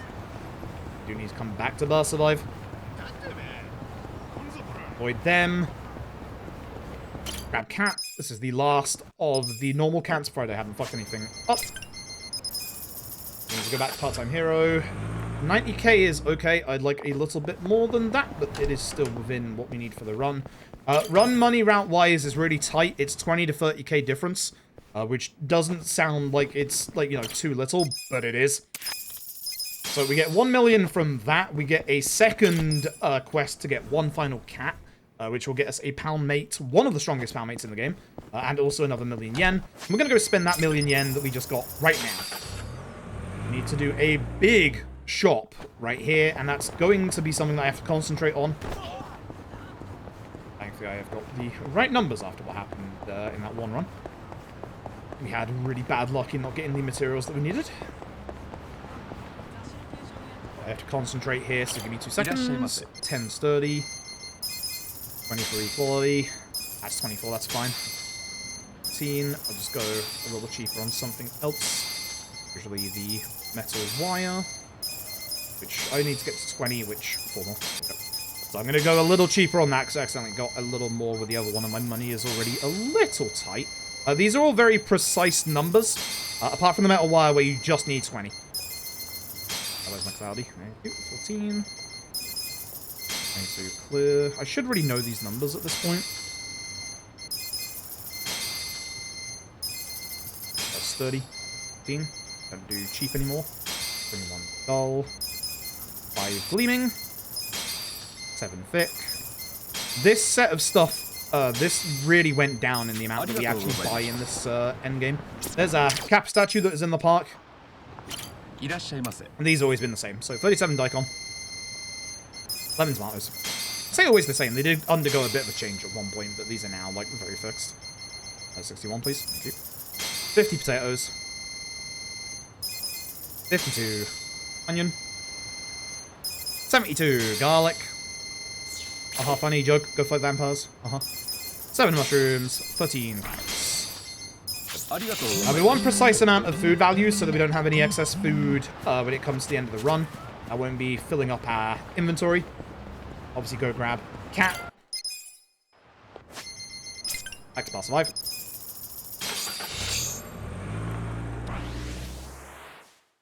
Grab the plants outside. Because I made one extra taxi mistake, that set of style has come like one taxi early. That's fine. It would usually come at the next one, which is when we need it. Do the bartender. Try not hitting number. 1, 2, 10. All the 10s that we get are our healing for the run. 2. 10. The ones are just for... The other ones are just for part-time hero rewards. 1. Get your job. At this point, when we taxi here, whoops, we would usually get the style level up that we just got. That gets us to level 3 style, so we should be level 3 style and charisma. This unlocks 2 jobs for Itchy in the vein of foreman and host. I'm going to be changing Itchy to right now. By changing to foreman for a second, we get the cross-class skill demolish. It'll be normal today. So, foreman gets us demolished. That enables us to get into the secret shops, which we're going to do immediately. Head over there right now. This is one of the nasty spots in town for fight spawns alongside Chinatown, so I'm keeping a very close eye on my mini-map here. Good. You haven't got one yet. You are good enough to get the part-time hero lady, which allows us to despawn that one. Give everything over that we can. We get the toy bracelet, the magic light of the gold boots, the tarot cards. Cap statue. Break this door here. Speak to Fumier. 7 gold safe keys. 4 smoke bombs. Single tie. 2 fancy business cards, one of which goes over the belt. Part-time hero.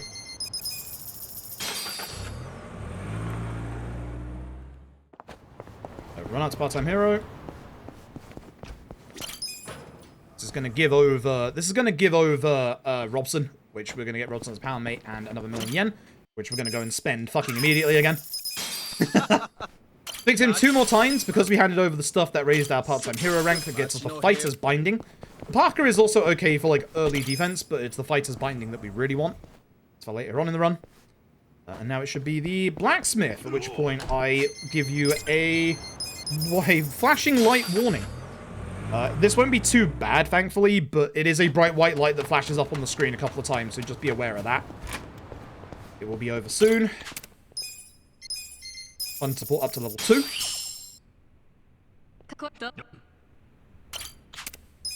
Strengthen tarot cards by 3. Cards by 3. Craft steel broom. Lightning bandages. Metal ruler. And voltaic yellow.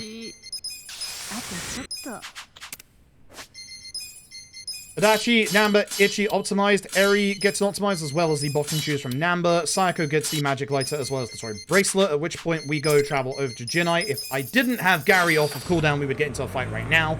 I don't need to get Gary off of cooldown, so I'm going to hit the taxi to guarantee I get rid of any fight spawn here and just go straight to the end of the chapter. Good. That's the end of chapter 5. That stuff is why this is a really hard chapter to learn for any new runner, because there is a metric fuck ton of things you have to remember. A metric fuck ton. I have also fucked up, because I was supposed to change Namba out for Eri, and I haven't done that. So, yes, I have actually fucked up. And now I need to change out fucking Dashi for Namba. And now I've got a bad turn order. So I'm going to have to fix this by just doing this. Fuck, that's bad. Please have Eri go ahead of Ichi. Please have Eri go ahead of Ichi. Good. Because you want Eri to roll and kick this guy so that Ichi starts the next fight. It's really weird. This is a fight where your poundmates can miss. So to make sure that our poundmates don't miss, we trick the game and just have Ichi go first. Don't know why it works. Don't ask. Someone Robson. GG. I'm just going to hit him with a normal and then I'll get Sayako to kill. He needs a little bit of extra persuasion anyway. Shame I fucked up that fight, because I would have saved even more time than I am going to save. A shame, but oh well. That would have been a gold if I hadn't fucked up the fight here. I always forget to do my party changes. Like, this would have been a bigger gold if I hadn't fucked that up. Alright, the RNG chapter. Oh boy. Oh boy, oh boy, oh. Everything in this chapter is massively RNG, beginning with the first fight. So, the game actually puts you back in your default freelancer job, which means we have no AoE attacks. Thankfully, I do have something that does AoE. Sand grenade. Hopefully this hits everybody, but more importantly, it has to hit Yan. If it hits the ads, it obviously takes them out, but Yan, as you can see, has a large HP bar. Good dodge, that means I can just stack slap. Yan takes 3 stack slaps unless you hit with a grenade, at which point he takes 1. That's why Yan has to get hit with the stack slap. All ads that don't get hit by a grenade only take 1 stack slap. It's a little bit of time loss, obviously, to lose them, but it's fine. Roll and kick, fantastic scatter. Ugh. Alright, so now we get the RNG. So, with this set piece, this is a massively long set piece, and we only have to do 3 fights for EXP. So we're going to be attempting to run from every other fight. Apart from this one, because it's a fixed story. Contact scatter, please. Thank you. I'm hoping this misses the guy on the right. That's bad. He's going to run. Yep. If this happens, he runs away. You have to wait for him to teleport. You lose time. So this is a bad start already. Thanks, bro.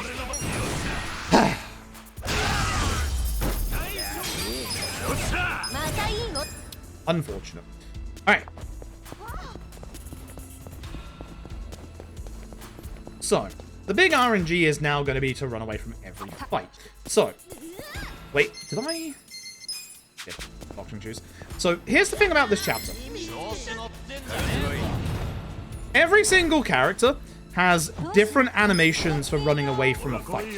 For your female party members, which is Eri and Sayako, they have way less animations than your male party members, specifically Ichi and Adachi.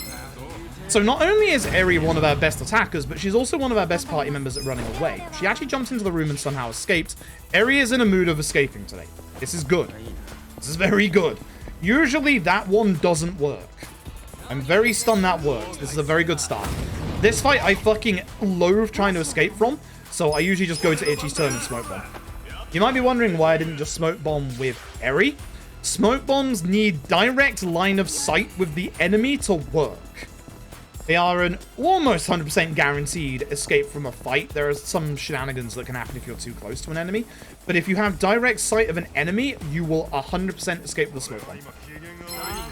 So in certain fights like that where it's really hard to escape, I will use a smoke bomb. This one will probably not work. That shouldn't have worked. She's that close, but Eri's in a good mood today.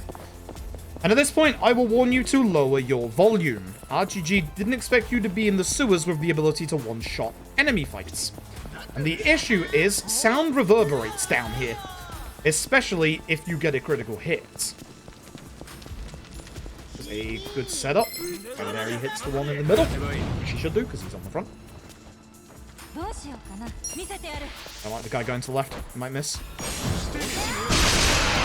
That would have been big crunch if that had hit, but this guy moved away. It's okay to have one enemy alive, because obviously you can just tag team, but like ideally you get all of them in one hit. That would have been exceedingly loud if that hit everybody, but that guy going to the left sucked. I saw that coming. It's a shame. Gives me a bit of time. This fight only gets loud, again, if Eri crits, but as you've already seen, Eri is the person in this run that's going to crit the most. Maybe. There are two characters that crit a shit ton, and Eri is one of them. Not too bad. But yeah, we do these fights for EXP. We can run from these fights, but we want these for EXP.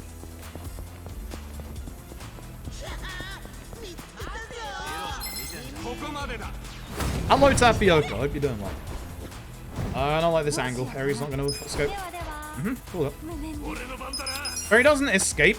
Sometimes if Itchy has someone behind, like on a turn after him, I'll just try and escape with Itchy, but we have plenty of spare smoke bombs at this point because I haven't used up that many. This next fight is skippable, but it's fucking hard to pull off. Very fucking hard to pull off. You have to kind of get their attention early by going against the wall and then cut the corners. And you need to not bounce off the wall. It's actually really hard to do at first. Requires a little bit of practice, but once you've got it, you can quite easily do it. Like, it's definitely the hardest fight skip of the entire run. Definitely the hardest. You have a couple of others like this one that are much easier. Again, the way that fight aggro works is the further away they see you, the longer it takes to get into a fight. So if they see you from quite far away, you can just run past them. It's really nice. It doesn't matter if they see your party members, it only matters if they see Itchy. This fight spawn is usually one that hopefully works, but sometimes needs a little bit of persuasion. So we have a little bit of, like, advanced runaway tech. What I did there was I targeted the enemy. If I ran away without targeting the enemy, Eri would have ran into the wall behind her guaranteed, which would have made it so that the fight wouldn't have been escaped. The thing with aiming at the enemy is you're telling the game you want to run away parallel from that enemy.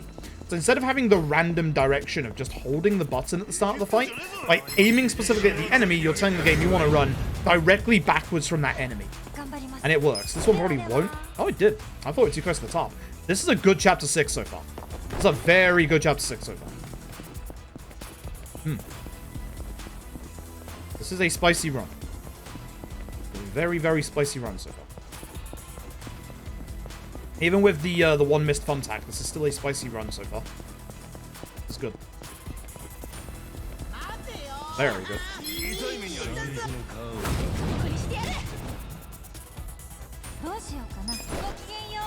She, again, should not escape from this one either, but sometimes it's really weird. It feels like Eri gets into one or two moods. Either she escapes from fights or she doesn't escape from fights. And today she is in an escape from fights mood, and that's exactly what we need. This one's a little harder because she's usually like a bit further back, so she has to try and run into like the corridor. That usually doesn't work. But today she's in a good mood. We're going to grab this safe on the right-hand side. This is going to contain a piece of equipment called the Felt Hat. It gives you 9 extra magic, which doesn't sound like a lot, but for this early game and for a little bit of extra magic later on, just to get like Itchy's damage over the line, it's good enough. For now, we equip it on Sayako because all she does is magic damage. Itchy does a little bit of physical as well still, but with Sayako, we just want pure magic. And by having that hat on for Sayako now, this will guarantee there'll be one turn every boss in this chapter. Final time, volume down. This one usually doesn't work. This is the one that I really hope does work in terms of thumbtack scout. I will save so much time if I do get this thumbtack scout. But usually this one doesn't work. You have to aim manually at this guy, wait half a second, and then throw.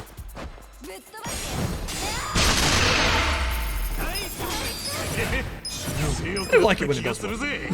So, the reason why it doesn't work is the guy on the left. The guy on the left is behind like this little barricade, and it counts as a solid wall. For some reason, it just doesn't work sometimes.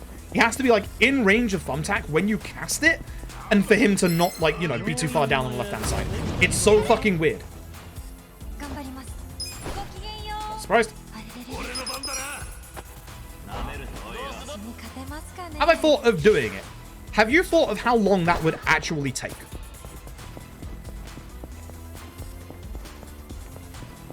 Like, let's try and consider. Like, are you saying from any percent or New Game Plus? Because that's an important leading question.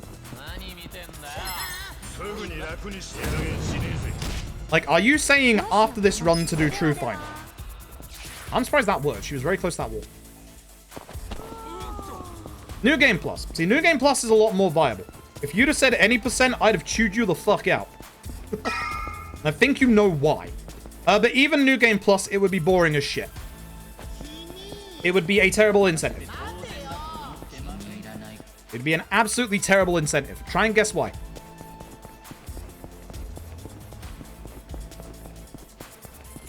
Grab this. Make this for later. That golden scorpion is very important. Very valuable. Sells for a lot of money.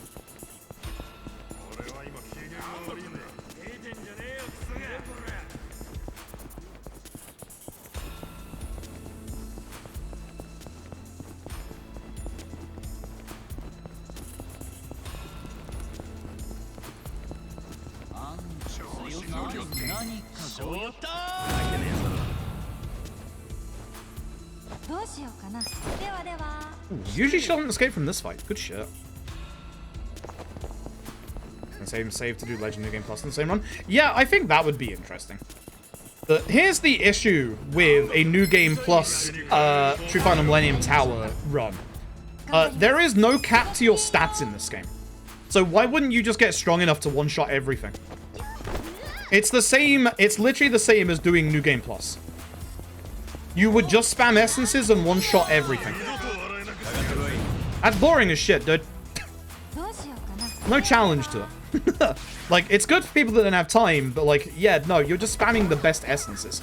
Like literally, like, there's not gonna be any challenge to it. So, yeah. So, yeah, I thought about it, and I thought about how terrible of an idea it is. Hence why I've never, ever, like, offered it as a suggestion. Because you would literally one-shot everything. You'd have to multi-turn, like, aim on, because, like, bosses that have multi, phases in this game, you have to wait for their turn. But it'd be the same thing. Use one essence, he hits his HP threshold, wait for his next turn. Simple as that. It would be boring as shit. Wouldn't be a good incentive in the slightest. Do not like Namba going ahead of Sire, though. Stop that.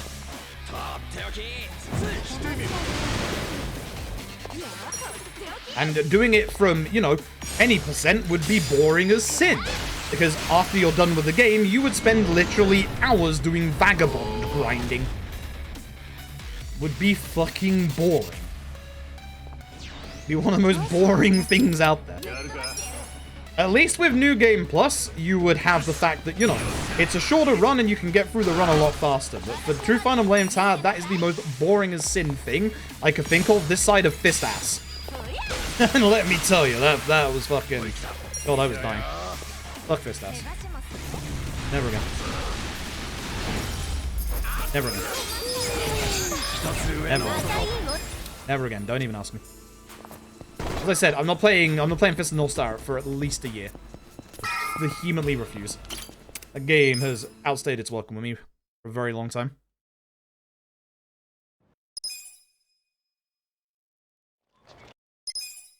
So yeah, no, any suggestion of True Final Millennium Tower is not a good suggestion. Like, it's just not good. Like, as an implementation of an aim-on fight in this game, it's just not good. I mean.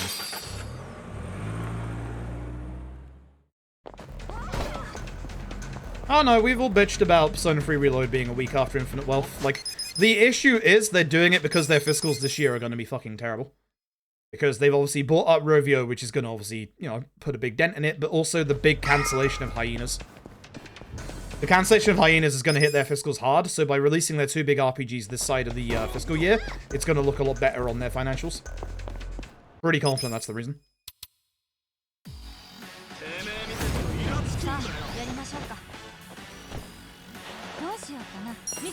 Oh, he's going in a bad direction.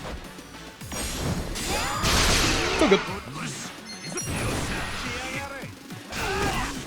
Oh, he actually survived. Damn, that sucks. Oh. Mind. I want this guy going because his animations are longer. Oh, when this guy's not next to a table, we can't attack. Thanks, dude. A bit of time, but that's fine. Tom has a new route for these few fights, but it's not worked for me in like 5 attempts, so I don't know if I'm doing anything wrong or if like my targeting is just bad. I'm not doing the new attempt because it just doesn't work for me. Hello, sir. I would like to get very strong. Superpowering on Itchy, 2 on Eri, and 1 spare. So bracelets on Psycho. That's not Psycho. I'm gonna have to manually change that. Silver bracelets give you way more damage on Psycho. Do not start skip this.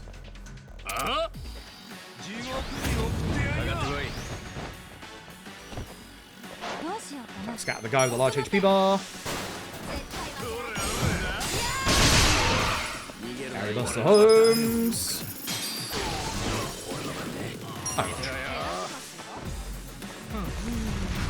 Ah, well, not for a speedrun. Not for a speedrun, it's just bad. There's a couple of things that are fun casually that just are not good for speedruns, and True Final is one of them. I'm gonna lose time in this chapter by the looks of things. Actually, am I? No, wait, I'm a minute ahead. Oh, never mind. I'm not gonna lose time. Good shit. Misread my timer. Good shit. Give me bonus. Nope. It's all fucking come down.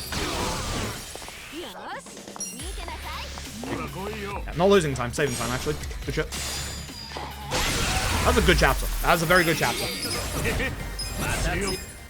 Like, it's not my goal, but we are very far ahead at this point. It's the good shit. I've had such good runs of this lately up to this point. It's been very nice. Very nice. Finally starting to get some good luck in the mid-game that I've needed.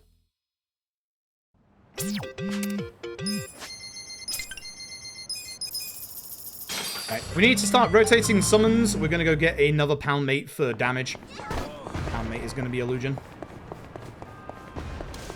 It's looking like we're going to do the story here, but we're actually not. Bypass it. See this man right here. Get his career back on track.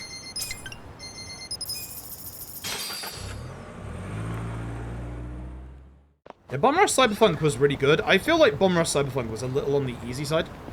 I'd love to see a sequel to Bomb Rush. I think it would fix a lot of the issues that I have with the game.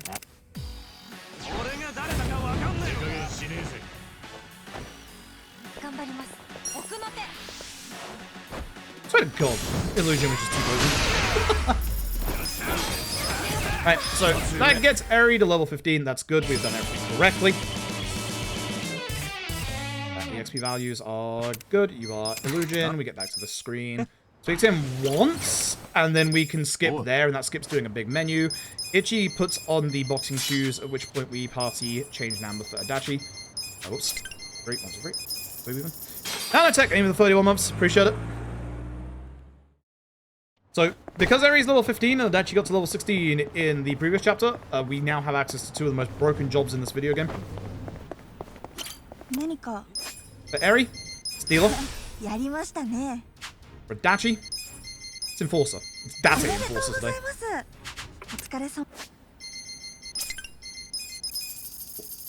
So the went to the right bit.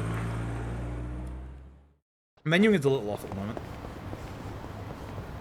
Too happy. The chill. This run's going quite well. Grab this taxi, because one, it'll despawn that fight spawn there, but two, we need this taxi later on in the run. A nice quick taxi. Wow. So, because we now have the boxing shoes onto Itchy, Itchy will be going very, very fast. Faster than Eri somehow, even though Eri has an absurd amount of agility.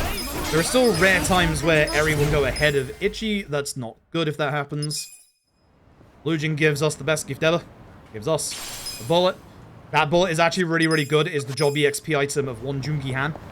And we also get him as a pound mate, which is also very, very good. Yeah, Sega dipping into their, into their actual, IP background is very good. Very, very good. Very, very good.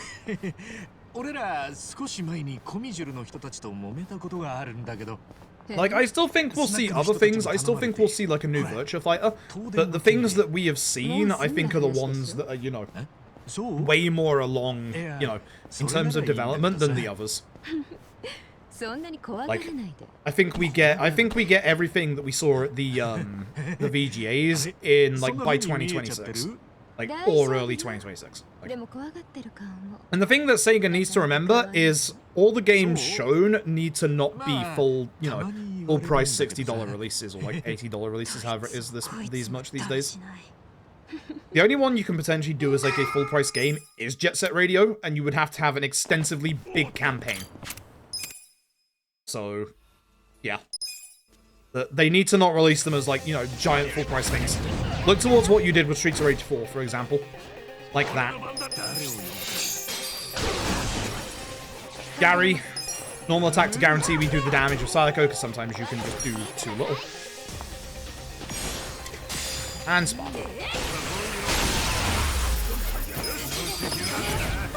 Here's a Jackpot Chip and Shield Blast. Those are two exceedingly strong skills. Okay, Maslin Crazy Taxi, right? That'd be way too much. People would not pay that. And Robson. That gets both Eri and Dash to job level 6, which gives us two of the most broken and overpowered skills in this game. Dart Airstrike and Paralysis Prongs accordingly. You'll see in this chapter just how strong they are. This set piece is why we need some spare smoke bombs.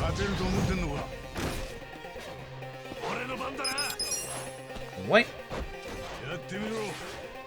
If you're down on smoke bombs, there is one fight in here you can run from to try and salvage some smoke bombs. That Luxury Yakuza Bento is a 200 HP single target heal. That is a just in case for next chapter.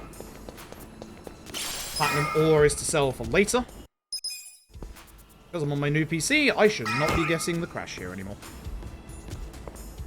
Obviously straightforward, yes, because it's their IP. Yep, it was Lizard Cube who developed it, and it looks like they're the ones behind the new Shinobi. Find the Komi Jewel member. He's here. And here.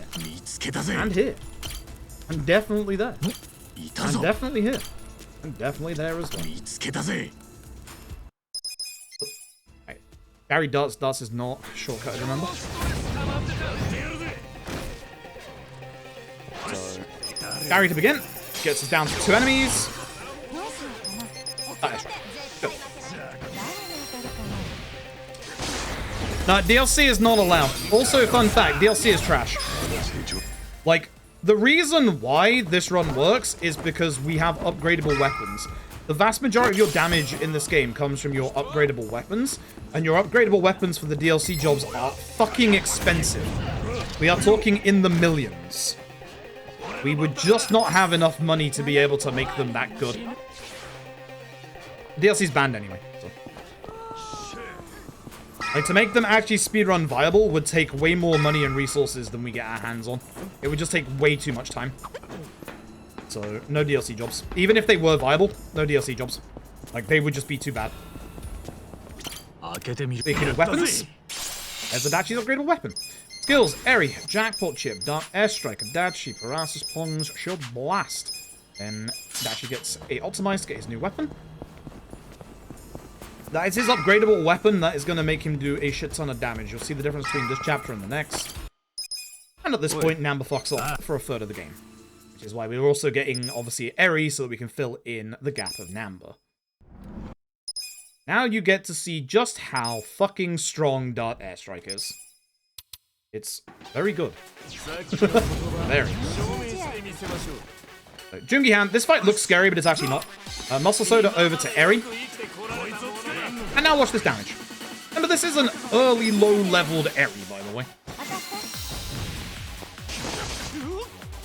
I feel like Dart Airstrike's really good. Very rarely you can get Jungi-han drunk here, which can stop him from using his big AoE skill, which isn't too bad if he does. We actually do survive this. Sayako gets a little low. You don't hit the perfect guard, but we did. So, ideally we want Adachi to be closest to Jungi-han, because then Jungi-han will aim at Adachi. And as long as we don't see Sleeping Powder, this will be a fast fight. Good. It's fine.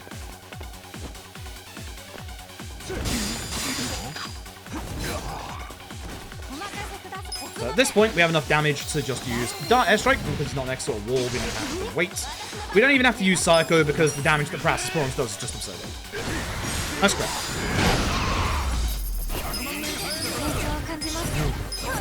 This is why we take a while in Chapter 5 to be able to get the money and materials to get everybody's weapons leveled up. Because at this point, we are absurdly strong. We are ridiculously absurdly strong. This game actually has a cap on the weapon upgrades you can do.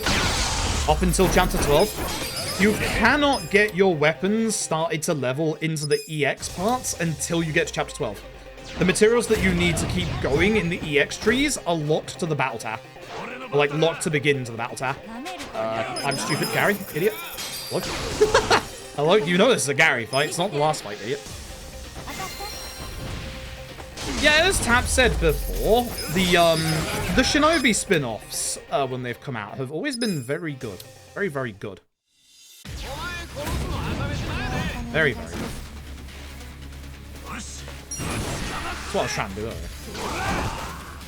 This fight's a bit weird. The guy in the middle is actually resistant to gun attacks and can survive this, but it's very rare. If the last dart hits him, that's good, because whenever you have a multi-hitting attack, the last attack in that multi-hitting attack always does the most damage. It's also true for Dart Airstrike. Before we leave, very important.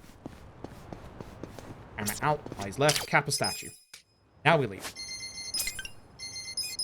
Okay. So, we're going to push the story on. There's a couple of things we need to do in this area. No bad fight spawn. Very good. So we're going to run over here. There is somebody on our minimap in this tent that's not usually here. This is the third missing person for the part-time hero quest. This is a bunch of money. At this point, we now need to get Ichi's upgradable weapon. Which, thankfully, is over here. We used to get this in Chapter 5 back in the day, but now we're going to get super overpowered at this point. Like, to the point where there's not that much we could do more to get stronger until Chapter 12. So we're going to run over to the red vending machine. Grab ourselves, obviously, some muscle soda, as you can probably guess. As long as we have one Kiwami drink at this point, that is all the EXP drinks we need. We need to use one more. Upstairs is a safe that contains Ichi's upgradable weapon. And also the fourth missing person for part-time hero. At this point, we are going to go and do a sub-story. This sub-story is for one of the strongest power mates in the game. We speak that taxi deliberately to despawn any potential fight spawn on the corner here. You can run it and like see if they're there, but you'll lose a couple of seconds if it is there, because you can get one on the other side as well. This is Mr. Masochist. Even though Mr. Masochist doesn't do any damage, Mr. Masochist is the most OP power mate in this game. By far. By far. This guy is phenomenal. We're going to have 2.9 mil, that's good. So we used to do this later in the run as well, but we're doing it early for one reason in particular. This. And down the alleyway. Look to the left, there's our final Kappa statue. Didn't miss any pictures, so I know that is the last one. 5. But now we want to push along the Masochist sub-story, and there's actually speed tech for this next fight. A fight that you can't do any damage in has speed tech. Wild to think about. I love this fight.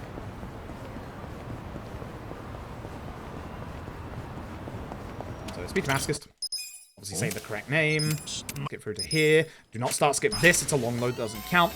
So, Mr. Masochist, you have to fake out to the game that you've tried to attack him. So we're going to specifically use tag team because one, it's a cutscene, And 2, for some reason, by using Tag Team Essence of Mayhem, there's supposed to be a 10-second buffer before he uses Joyful Jig. But for some reason, if you use Tag Team Essence of Mayhem, it doesn't exist. We don't know why. I just found it out by using it one time. And that also means there's no delay here either. Man, either go over the fence or don't go over the fence. Stop showing me your legs. God damn it. GG. So at this point, we have to carry on his sub-story, and this is where we're going to get the reward for the Kappa statues. So if you die, as in like game over, in this run, you lose half your money. So at this point, you'd think that this money would be used to get to Sotenbori. You would actually be incorrect. This money is going to get spent majorly in this chapter. Very much get spent in this chapter. Oops, yeah. Alright. So, this fight needs a little bit of persuasion. This guy behind is weak to Dart Airstrike, but he has a lot of HP. So we do have to give him a little bit of a tag team first. He can survive the Dart Airstrike. Okay, and with that, we get the rewards from this fight. We get the Ecstasy Rope, which is an EXP item, but more importantly, we get Mr. Masochist as a pound mate. At which point, we are going to taxi over to the blacksmith, and I'm going to give you one more warning flashing light. So, bright white light is going to flash up every so often, just be aware of that. And support to level 2. To level 3, I should say. Strengthen. Cards by 2. Ouch by 1. Shield by 5.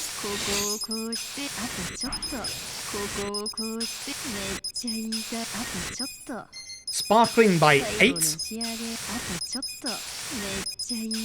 Not the Voltaic Yellow. Do not do the Voltaic Yellow. Do not use Voltaic Yellow anymore. And bandages by 1.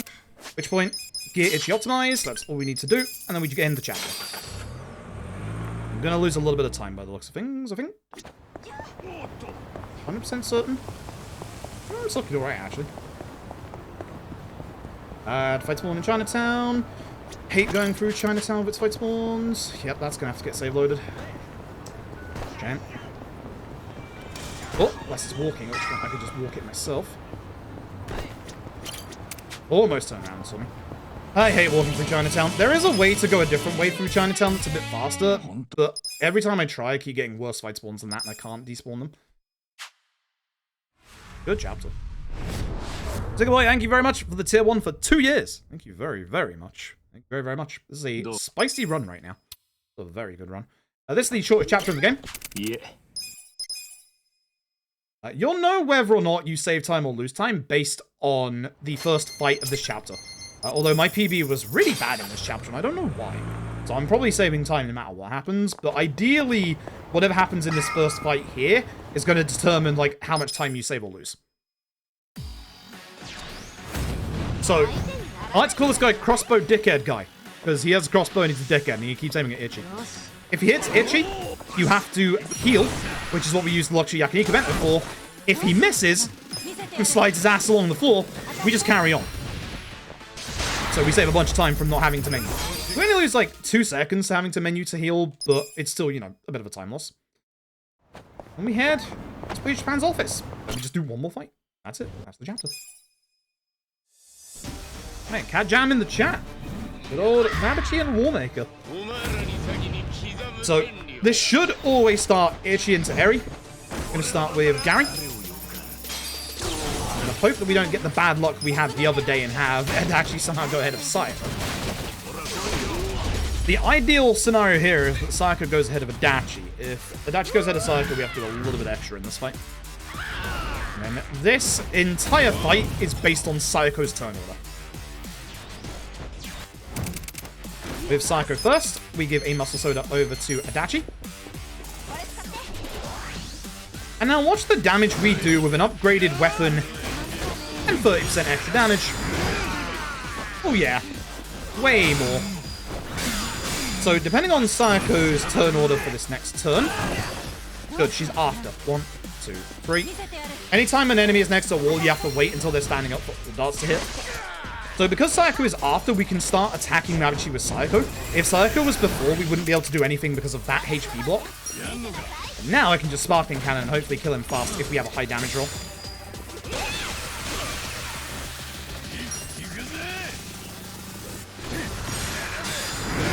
Okay. And that move is the reason you heal Ichi. That move, if Ichi isn't at full HP, can damn well kill him. That's why you be careful in this chapter. This is the start of bosses being able to completely murder you.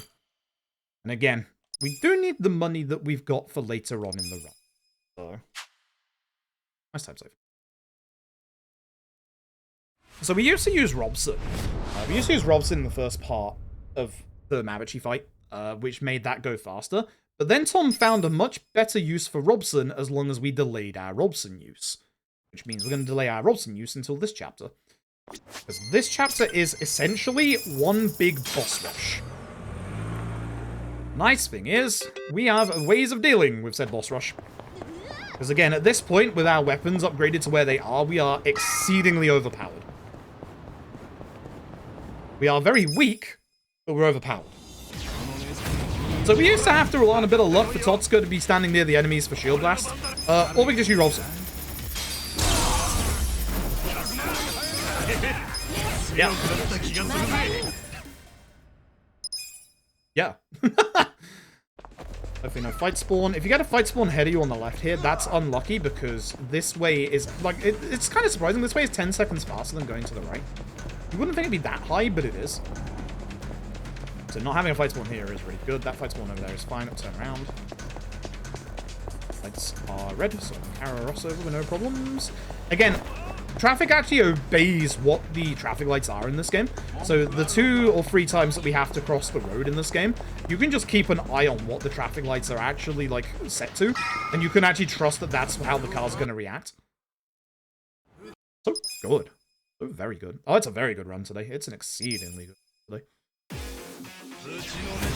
Kume's back. Still weak to damn near every attack in the game. Thankfully, Ichi's still going first because of the shoes, so we use Illusion. Drops them down to just Illusion, at which point we can use Dart Airstrike. Nice crits. I'm going to Sparking in the hopes that I can get him drunk so that he actually doesn't do a turn.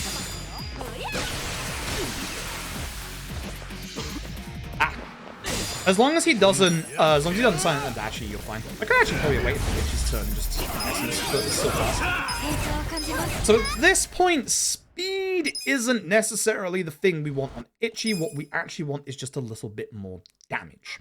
So we go into our gear. Ichi goes over to the Military and Souls and changes them with the other superpowering, thank you, that we have spare in our thing.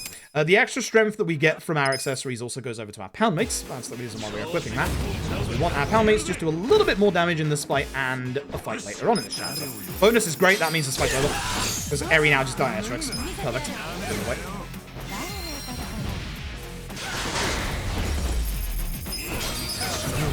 This run is going very well. This run is going exceedingly well.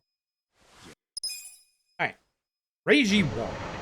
The rule is that most Reiji fights can actually kill the run, and this used to back in the old days, but it doesn't anymore. Which is nice. We used to actually, like, very, very long time ago, have to rely on getting a crit from one of Ichi or Eri to hopefully get through, but we just don't anymore. We have so much damage with these extra, like, weapon levels that we don't have to. Crits are nice, you know. I'm not going to complain at them, but... This fight, no need to worry. So we used to use the upgraded version of Shield Blast, which is Shield Bash, because that causes aggro and causes the Crane to focus on only Adachi instead of doing the AoE attacks. But again, we don't need to worry about that now. We have so much damage that he just goes to the next phase. So this phase of Reiji is special, because with this phase, wait for him to obviously stand up for free. With this phase of Reiji, he will always be stunned after every turn. Because we got all 3 darts, we don't actually have to attack with Sayako. Adachi does enough damage here to be able to just take Reiji back into the crane if I don't miss my damage output. Now, usually Reiji goes after Adachi, doesn't go before him like he did here, which at that point it's supposed to be Reiji's turn first, but it always goes back to my turn for some reason. This time is correct. This time it should have been Ichi's turn.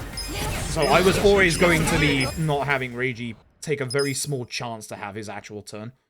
For some reason, that fight just glitches out at the end and just puts it back to your turn. I don't know why. It just does. Which, thank God it does, because dealing with Reiji in that crane is horrific. Thankfully, it's not an issue. Speaking of issues, this next fight used to be one of the scariest, like, early game fights. It no longer is. This fight is very nice and easy now, due to the fact that we can actually manipulate Reiji into doing what we want him to do. Even if he shoots Ichi, we have no problems. So, we have Namba here as well. This is supposed to be a hard fight with a whole bunch of enemies in this fight, but here's what we're going to do. Summon the power of a cat. Gets rid of everybody. Reiji's countering because he's still standing. This is good. Even better, but the miss doesn't actually matter. The reason why this doesn't matter is that on Sayako's turn, when we use Sparkling Cannon, Reiji is going to counter. Every single time that Reiji counters, he pushes his own turn further and further back. Which means that in this fight, Reiji's not actually going to get a legit turn to attack me. Simple as that. Even if he doesn't counter Ichi and use his gunshot on Ichi, Ichi has enough defense to survive it because of what we equipped earlier, and he just doesn't have a second chance to follow up the damage. Like, he will never have the chance, because he will always counter Sayako. Easy fight. Easy fight. It used to be a fucking terrifying fight, and now it's just one of the easiest fights in the run.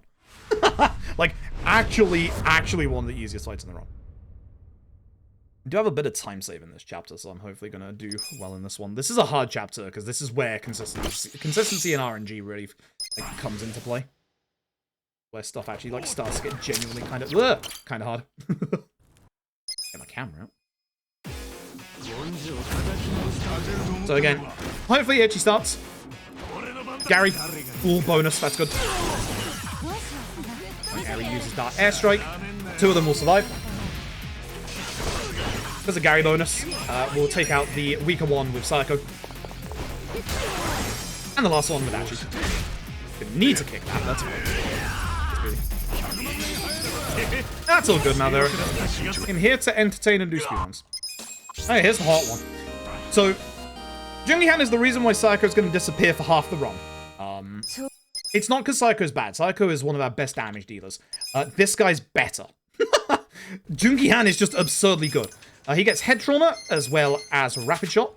We give him an optimize and give him the bullet as well as a Ichi super powering. Because Ichi's going to get the business card. No. Military insults. And also the felt hat from Sayako. And Sayako gets herself... Oh, wait. Magic lighter. And party. Jungihan.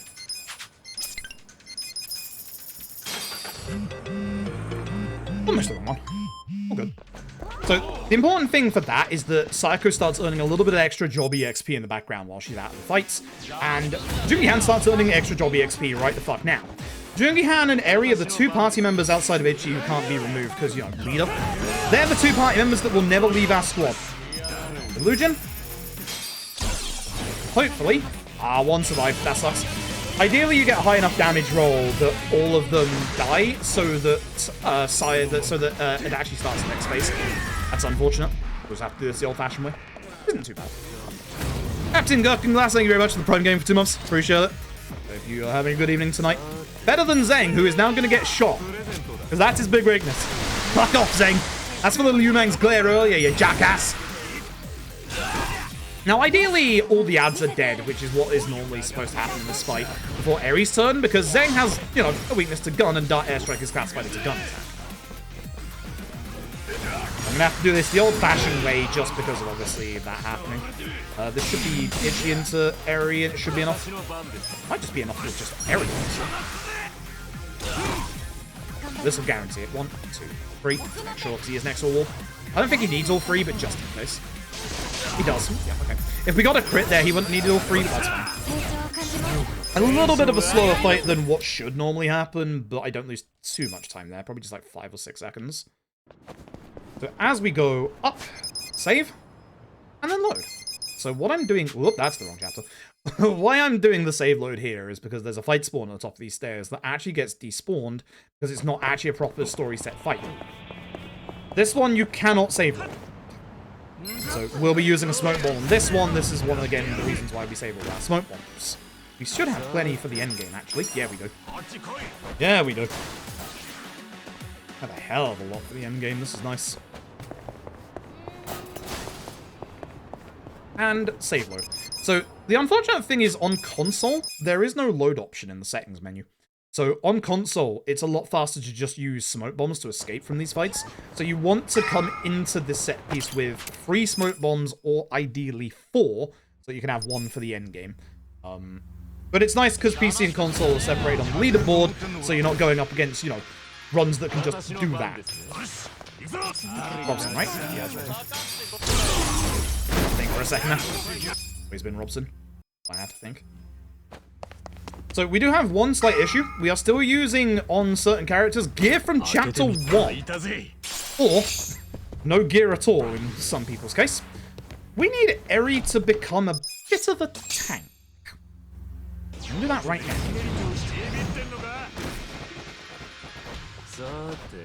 Also, Jungi Han will always go faster than Ichi. In with the boxing shoes.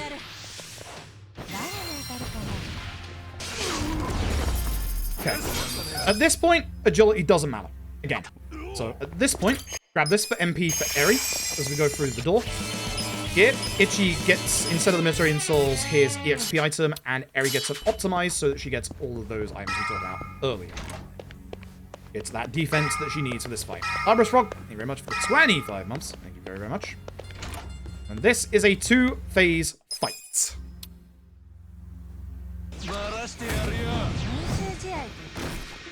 Weirdly, in this fight, the only characters who want to get attacked are Ichi and Adachi. You actually want the guy, if he dies, who gets a game over, to be hit in this fight.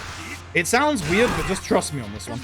You need all that HP for phase 2. Now, Adachi should be in the line here to get hit by this guy, because he always goes for the closest. Please, thank you for the paralysis prongs. Usually, any enemy that does a status debuff like paralysis or fear will only do it from turn 2 onwards. So we're going to keep a very close eye on turn order. If Eri goes ahead of Ichi, we need to give her the Muscle Soda with Jungi Han. If it's Jungi Han into Ichi, we go Sengoku Muscle Soda in that. This fight has a gimmick to it. And once you know this gimmick, this fight is very, very easy. Sengoku Coffee. Tiger has one big weakness. Would you believe it? It is gun attacks. Give obviously the Muscle Soda to Eri because, as you can probably guess, this is absurd damage. The gimmick in this fight is that the Tiger will always attack the last person who attacked it. Hence why Eri needs to be attacked. Now, downside. If you don't start critting, you need to do a little extra damage with your other party members. We are going to take a couple of hits with Jungi Han during this. And we're also going to be using a bit of Shield Blast into Tag Team just to do a little bit of extra damage. The Tiger has 2 debuffs it can cast. One is Bleed, one is Fear. Bleed is fine. If the Tiger fears Eri, you have to get that off Eri immediately. Because Eri will not be able to attack. This thing is fucking me up. I'm getting my perfect guards in. At this point, we just need Eri. God. We want to make sure that Jungi Han and Adachi survive. And if Eri somehow doesn't do the damage to kill him, we have Ichi as a backup. Good stuff. That was a bog standard Tiger fight. We didn't actually get that much crits from that, so that's unfortunate. You also see that I got a shit ton of money. That's because of the Sengoku Coffee. Again, money is exceedingly tight in this run. There is a surplus of 20 to 30k. We are very, very tight in terms of our money route. And now we need shoes. Shoes, damn it. Shoes. Well, some of our characters need shoes. There's one character who's going to get shoes that really doesn't need shoes, and again, her name is Eri. So we're at the little bit of a problem stage. Eri's too good. So what we're going to do is optimize Eri, go to Ichi, steal her shoes, go to Jungi Han, and steal the boxing shoes. Oops. At this point, it actually should be the 3rd slot in your party, and you carry on. Anonymous, you with a gifted sub, I appreciate it. Once again, it is Mabuchi, and this fight is actually a DPS race. There are a lot of things that can go wrong in this fight, which are not limited to Jungi Han being a beautiful idiot. So I'm hoping Mabuchi goes away from the furniture, because Jungi Han can actually knock over Mabuchi. I got very fucking lucky there. Jesus Christ. If you miss one single head trauma, you're in a big world of trouble. Christ. That's gross. One hit Babaji, I think, which is actually really good. So he's going to do his counter. So we want him to be at the right HP value, not for his next turn, but the turn after that. Thankfully, the two idiots that need to... That doesn't usually miss. That's not good. I was going to say, thankfully, the two idiots that need to be next to Babaji are next to him, but that's not good. Thankfully, we have Itchy as a just-in-case to try and get his HP down. Beautiful crit. That may just have saved us. Mr. Luck of the Prime Gaming. And it's this turn that Babaji needs to be at a certain HP value. Whew, thank God. That crit just saved us from losing a shit ton of time. You do me hand. Thank you. Don't kick furniture. Thank you. Good lad. Can we not miss this time? Thank you. Ooh, that was lucky. That was very lucky. Again, you might want to move. I'm very good at my perfect guarding. Which, you'd like to hope so, considering I've been doing this run for years. This might be enough damage. It might not be. I should have done an opportunity attack. Nice stuff. Good shit. Good shit. Give us that, the hype train, by the way.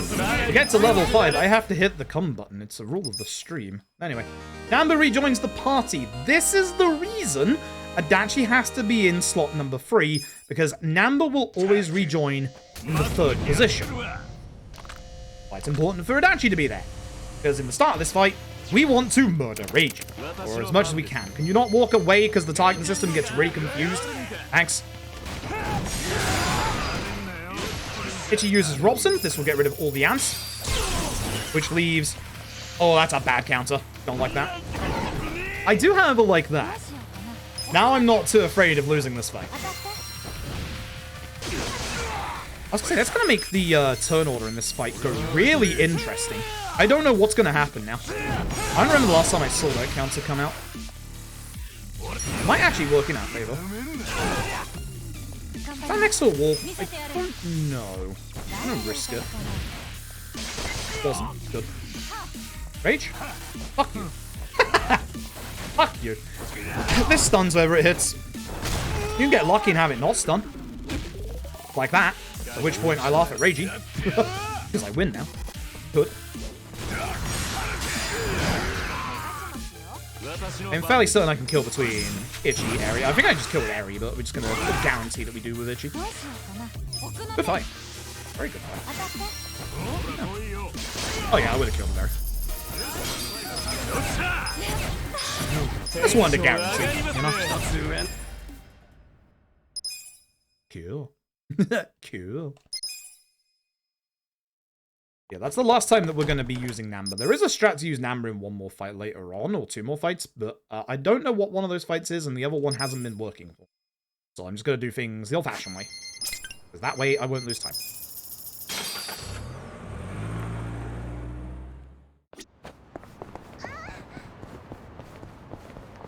You know, fight spawn on the left, because this is a bad spot for them. Good. Very good. No fight spawn at all. That's weird. Rare. Right, so in the old route, we used to get, like, the final Kappa statues here, because we go down the alleyway, get the one down there, and then get the last one at Bar Survive. But obviously, we have them, so we don't need to do that anymore. Just end the chapter. A reminder, even though this run is like 1.5 minutes ahead, that doesn't mean this run actually finishes. Any game over kills the run, and we have not got to the hard part yet. Oh boy, we have not gotten anywhere near the hard part yet. Oddly enough, looking at my time, it looks like I might actually be losing time coming up. Interesting. That was not the best chapter. Oh, the Reggie fight was pretty good. Amachi fight turned out good, even though it was looking a bit dicey for a second there. I need this to be a perfect Chinatown to not lose like a massive amount of time. Which, man, that just doesn't happen. Very close eye on my mini-map, and also looking ahead of me here to see where the fight spawn is. Please don't be a late fight spawn. That's a good fight spawn. Very good fight spawn. That means we won't have a fight spawn down here, so we can just run forward to Chinatown. Not losing too much time, that's good. That's why I needed a perfect Chinatown to not lose like a massive amount of time. Good stuff.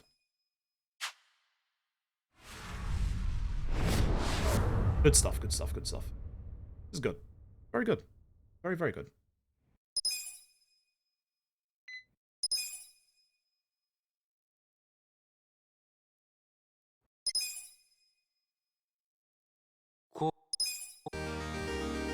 This is our boy Zhao. He's your 7th and final party member, and you will never see him again. Our boy Zhao just joins way too late to be of any use in this run. The only thing that Zhao would be useful for is knife attacks. And unfortunately for our boy Zhao, he's going to get replaced with knife attacks in the next chapter. I like Zhao a lot, but in terms of speedrun, we have no use for him. Like, actually no use for the guy. Which really sucks. We used to have a use for him. We used to put the Hariti's amulet onto him until we realized there's only one potential fight spawn that's an issue in the endgame. So we don't get the Hariti's amulet anymore. So this is going to be speedrun secret number 2. This is going to be the first in a chain of SOS quests that we're going to do. I'm going to do the other 2 in the next chapter. Under that. But we do have one use for our boy Zhao. See, the thing with Zhao is that when he actually joins our party, he brings with him a couple of pieces of equipment that are actually massively overpowered. Like, really, really good. With Adachi, we're going to put on his shoes. Away in that menu. Hey. That menu. We're also going to put on the military insoles. And Sayako is going to get his Wonder Game. That menu. That menu, not good. My menus up until this point have actually been better than usual. I'm a little upset about that. Menuing has actually been on point for once, which is good. Run's finally sticking in the head. It's finally in there. Keep an eye out for a late fight spawn here, because you can get one right fucking there. That's terrible. That's a bad fight spawn. That can also respawn on top of me when I do the save load, so just be careful. We do have spare smoke bombs if it does do that, but yeah, it sucks if that happens. That's just a time loss. There's nothing I can do about that. Anyway, to deal with that fight spawn, we need to go into either bar survival or use the taxi again. Which, as you can probably guess, is a bit slow. Punch this guy. Airy being before Richie is not the best, but it's fine, because I know to just aim for either this guy or the other guy. Nice crit. Illusion. Shield blast this guy, not Nishi. Wait for Nishi. This is the fight that has new number strats, but I don't know what those are right now, so I'm just not doing them. We'll just do the, strats that we know, so we don't lose time. Head trauma into tag team. That should be the end of the fight.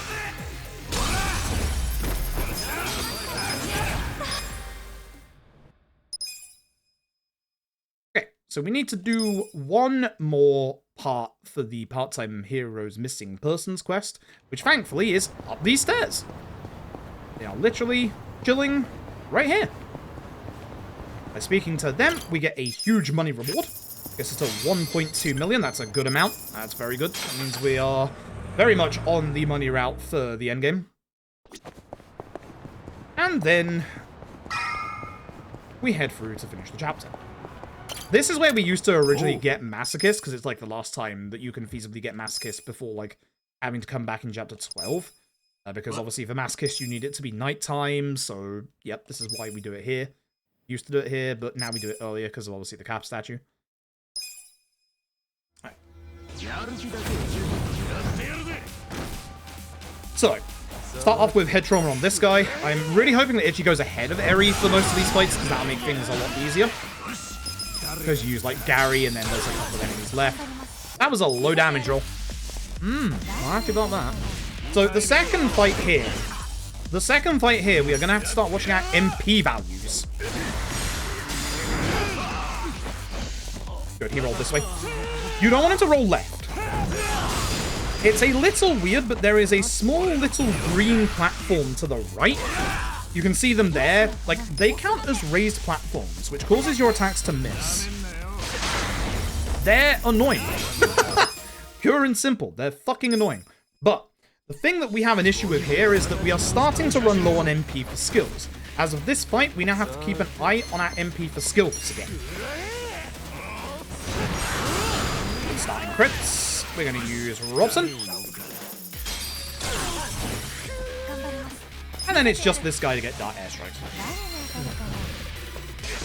So this is actually a two-phase fight. I was really hoping that Adachi would kill here, but he won't. Jungi Han should, and then it's an itchy start. That's good. Good. Okay, so with itchy starting, this is Matoba. Matoba has a very, very specific rule that is very, very, very acute. So if you have all the bonus, okay, this fight's gonna go well. That bonus means he gets an extra 10% attack and defense down. It's the defense that we care about. Here's the thing with Matoba, as you can see. He is a boss with a name that is 6 letters long, starts with M and ends with A. Which means he's resistant to gun attacks. Now, we do need to do a little bit more, MP heal. We're gonna wait, because if I wait another turn, Jungi Han will then not have to wait Jungi Han for him to stand up after Ichi's turn. Shit. This works out a little better turn order-wise. As you can see, Adachi now needs to wait. Actually, it should be Eri after Ichi. The turn order's got a little askew here. Oh, there you go. Perfect. Oh, he got up straight away anyway. Where's my healing items? Thank you. I keep doing the wrong menu here every time. It's like bad muscle memory that doesn't exist. So for Eri, we're just going to use, obviously, Jackpot Chip, because Jackpot Chip is good physical and has a chance to crit, as you can see. Thank you. Appreciate it. With the extra 10% defense down, that helps make this fight go just a tiny bit faster. So the weird thing about this fight is that your tag teams, your essences, can actually miss. That's why you ideally don't want to use tag team Essence of Mayhem, but I did have it where they both hit this time, so that's very nice. Minute and a half going into the end game. Oh, baby. So as said, run is not guaranteed to actually survive. This is where shit gets real hard. This is what we like to call the end game. So we're going to hope for a really weird bit of RNG at the start of this chapter. There's an NPC that can spawn in. They're one of 5 rare NPCs. You'd think from how I'm bigging this up, I would want the NPC. I fucking don't. Because the NPC spawns in that far corner where that item is, and I need that fucking item. Need it. Gallant Binding is an accessory that raises your HP by 100 on whoever equips it. That's what Armor blesses the run, and the Silhouette Katana is a weapon for the Bodyguard class, which will probably make you think, oh, you get Bodyguard. No, we don't. No, we don't. Eri with 1 EXP item. Jungi Han with Adachi survival boots. No, Ichi's tactical boots. Ichi with the optimized business over superpower. The other way, idiot. And then Eri loses her helmet. Seems a bit weird. You'll see why in a second. Don't worry about it. You might think, oh, that helmet must obviously give agility. No, it doesn't. No, that helmet's actually a really good helmet for Eri, but she's not getting it anymore. She's not allowed. Spawn go the other way, please. Good stuff. If it came this way, it spawned early enough that it would interrupt me before this SOS quest. Thank you, Parker, dude. Appreciate it.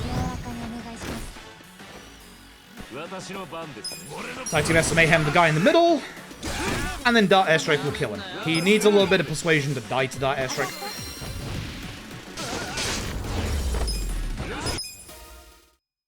That's the second SOS quest, which unlocks the third, and that's the important one. Right over here, we're going to finish off the second-hand shop sub-story that we started earlier. Bottom option, start skip. Do not start skip again, otherwise this is a long load that doesn't count towards the load.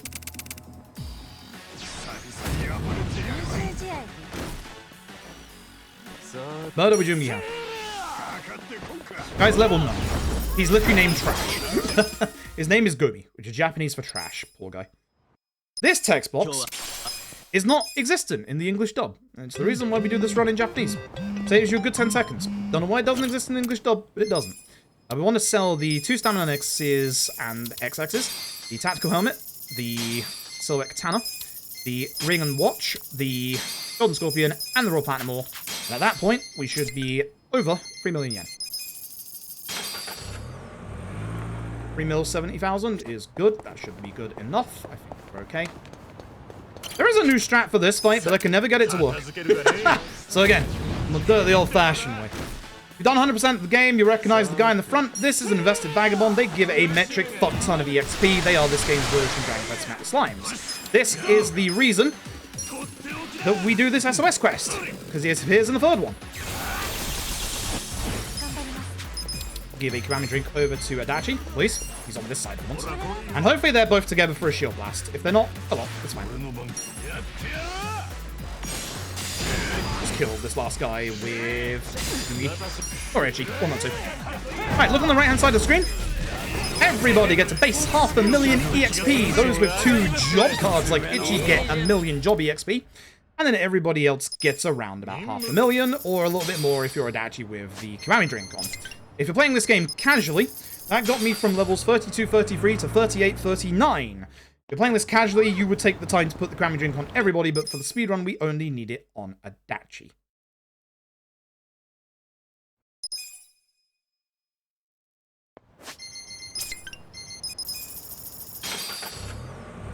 I'm most excited for the cowboy one, because I get to dress Jungi-Han up as a cowboy.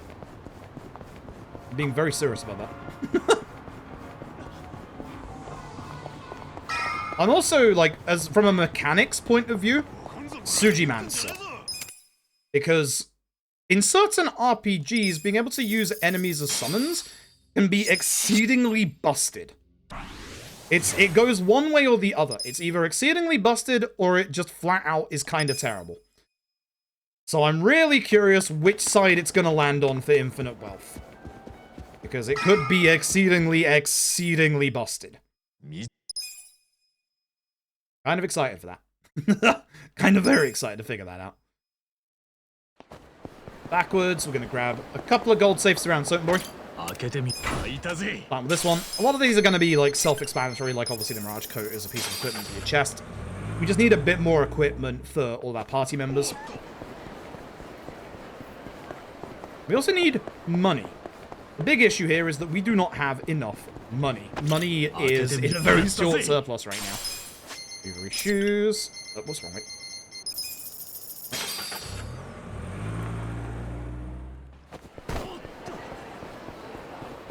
And to the right. Grab our last chest here. This is going to be for the rainbow hat. As you can probably guess, the rainbow hat is very, very good for magic, so that's going to be going on to Itchy later on. And Bunzaemon Outdoor Mall, where we're going to pick up Speedrun Secret number 3. This one's the cheeky one. This is the one you look at in a shop and go, God, that's way too overpriced. Why the fuck would you buy that? When actually it's one of the most overpowered items in the game.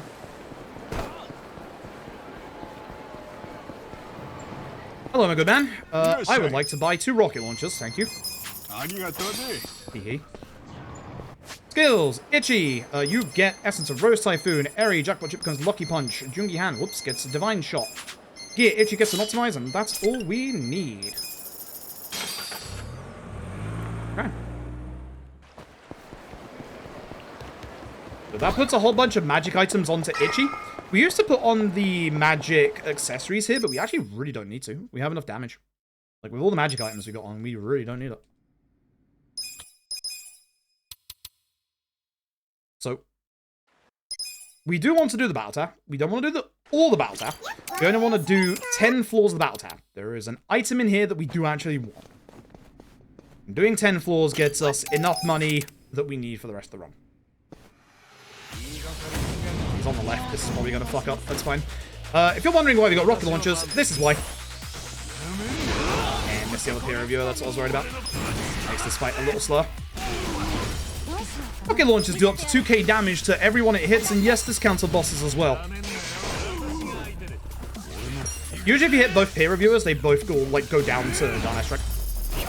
So now you can understand why we want Eri to go third in the turn order. The later Eri goes in the turn order, and she'll never go like behind Adachi, because Adachi is too slow with his jolt.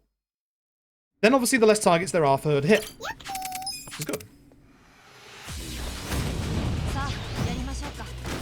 This fight sucks because you usually just do not get everybody with a rocket launcher.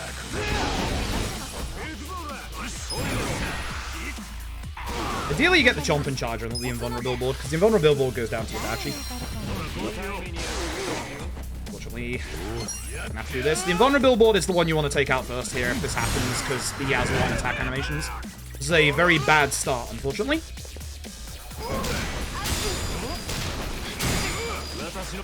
Very, very bad start. Good crits, but unfortunately not enough.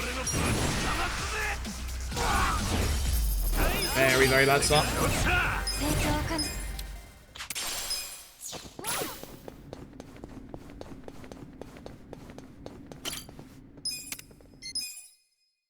All free.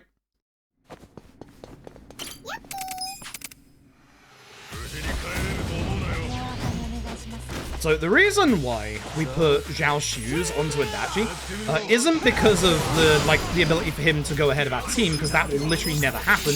It's so that he can go faster than the enemy. Adachi is our backup for these fights when Eri doesn't clear them. But obviously, Eri clears them. Eri is very, very good.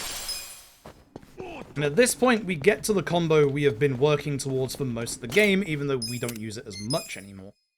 We now get to use what we like to call DRD. The entire reason why Eri is in third in the agility order. Which begins Divine. Eri going second kind of sucks. Kind of really sucks, actually. Hopefully she hits the Bombardiers. Missed one, that's not good. That's why we have Adachi as backup.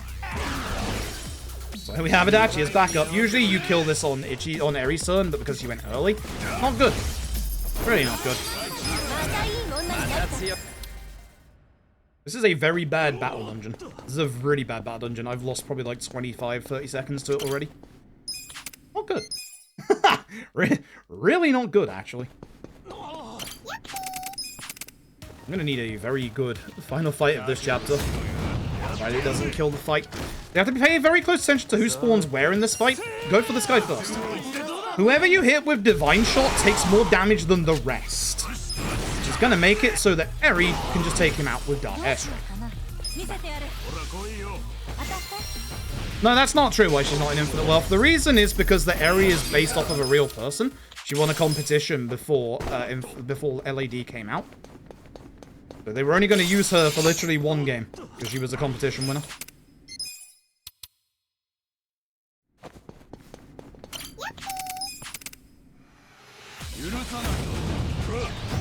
This floor has a special condition. Every single physical attack is a crit, so this is going to look really impressive. It's not. It's going to look like, oh shit, I'm critting everybody. Fantastic. No, it's not. Obviously, you know, Rose Typhoon is not a physical hit, it's a magical. I damage roll on one of those at least. Good. That was still all 4-6, wasn't it? So I need to grab this. This is professional overalls. Again, a little bit of physical equipment for a party member. And we don't pick anything up until floor 10. This floor can go a little bit wrong.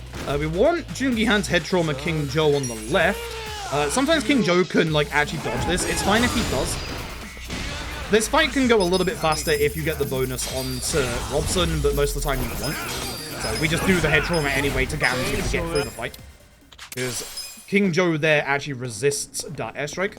And more importantly, that makes Joongi Han his job level 22, which gets him Essence of Phantom Drive, which is obviously the knife attack I was alluding to earlier. It's very, very good. Allow me to demonstrate why. This is our second Essence attack that we have on our party. And as you can see, it's very bloody good. Especially against people that are weak to knife attacks. That should set everybody up perfectly for Eri to take him.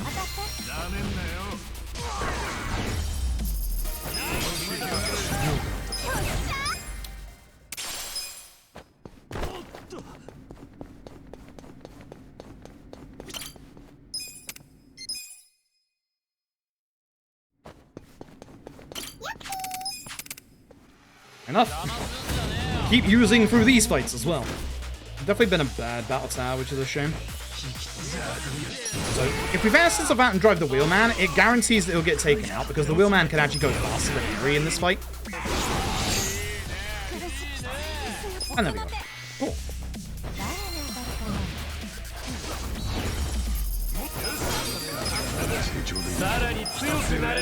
One more floor. This is the one floor, this last floor, where it doesn't matter if Eri goes ahead of Ichi.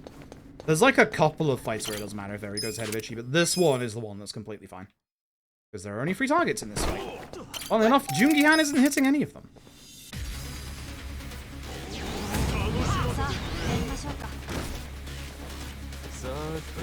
Guard, throws, darts. Easy peasy. Alright, not a good battle tower. It's not a good time. Yeah, I've definitely lost like 20-30 seconds. Isn't too bad, because if I have a good fight at the end of this chapter, I can still get a good time out of this chapter. It's not going to be as impressive as it should be. So that's the item that we actually need. The Dragon Knuckles are the strongest weapon we can get for Jungi-han. The reason why they're the strongest weapon is because they have a special condition where it raises the damage of his strike skills, which is obviously, you know, head trauma. They are very, very good, even though we're going to get the lightning bandages up to the same amount of damage. But the other nice thing about the Dragon Knuckles is that they also sell for 1,000,000 yen, much like most of the weapons we picked up during that quick little run through. So we head over to Ebisu. We do the usual. 2 rocket launchers. That's not rocket launchers. Menu. Sell the ladle and the saber, not the Dragon Knuckles just yet. And then we start the endgame.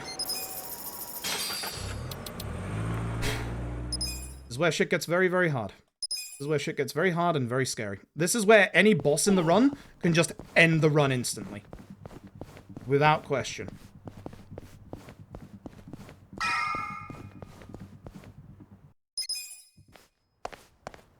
Idiot. I always go the wrong way. Every time. As long as I don't get lost for too long, this is still fine, like, timing-wise.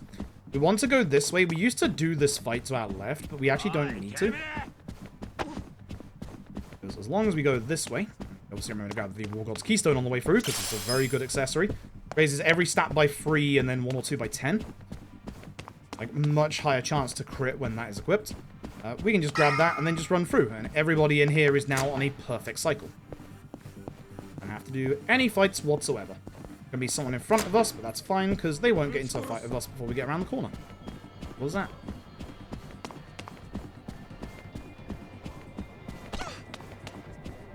I love the quiet version of the Yomi Alliance theme. It like really builds the tension up. Really, really good. And if you're a newer runner, I highly suggest you pick up the box that is under that plate. It is a Guardian Water. It will increase your defense by 30%. You want to put that onto Ichi. For obvious reasons. Okay, remember, no Ichi optimization. Eri, optimize 2 superpower rings. Jungi-han, optimize and you get the superpower over bullet, of course. Adachi, you get an optimize and the War Gods over the superpower. Good luck, fruit. No optimization for Ichi. You get yourself a Gallant Binding as well as a superpower ring. Then it's our boy Zhao. Yep, Zhao. Sayako. Heal. Use all of these. And here we go. A little bit of a different menu than it used to be, so I need to get used to that one. Thank you for 100 bits, Luca. Appreciate it. Okay. And here we go. It's a very, very set method of attacks that we want for phase 1. This is all going to depend on damage rolls.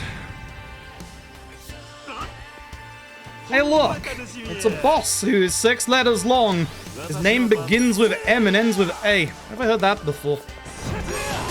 Weird. Real weird. A very specific rule we have.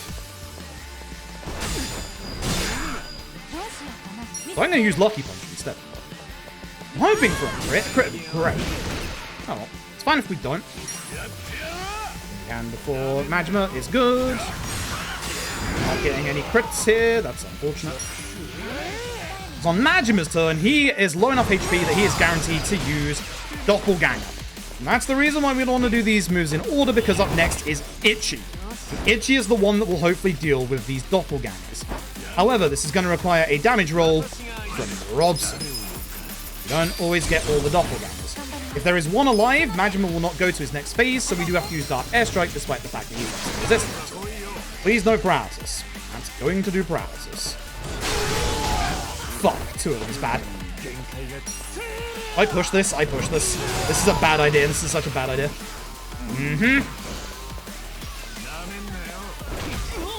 Bad idea, dickhead.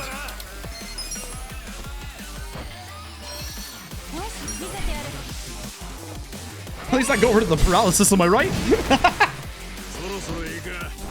Adachi, if there's any turn I need you to get rid of that, like, push through that paralysis, it's now.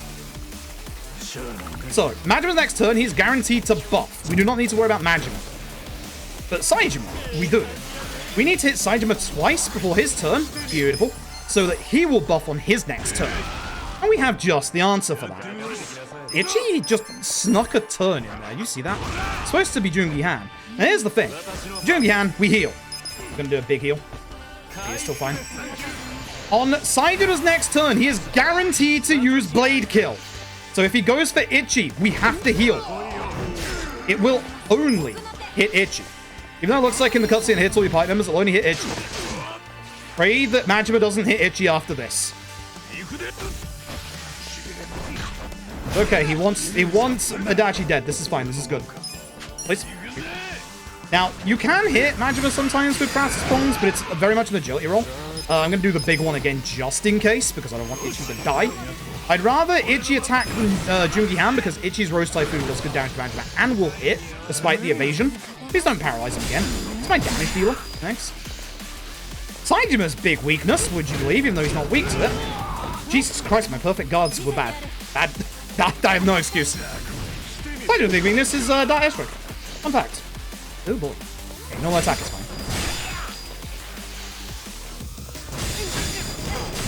Thank you.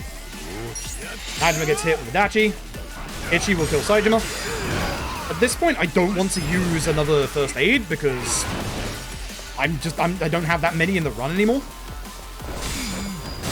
And at this point, he's gone.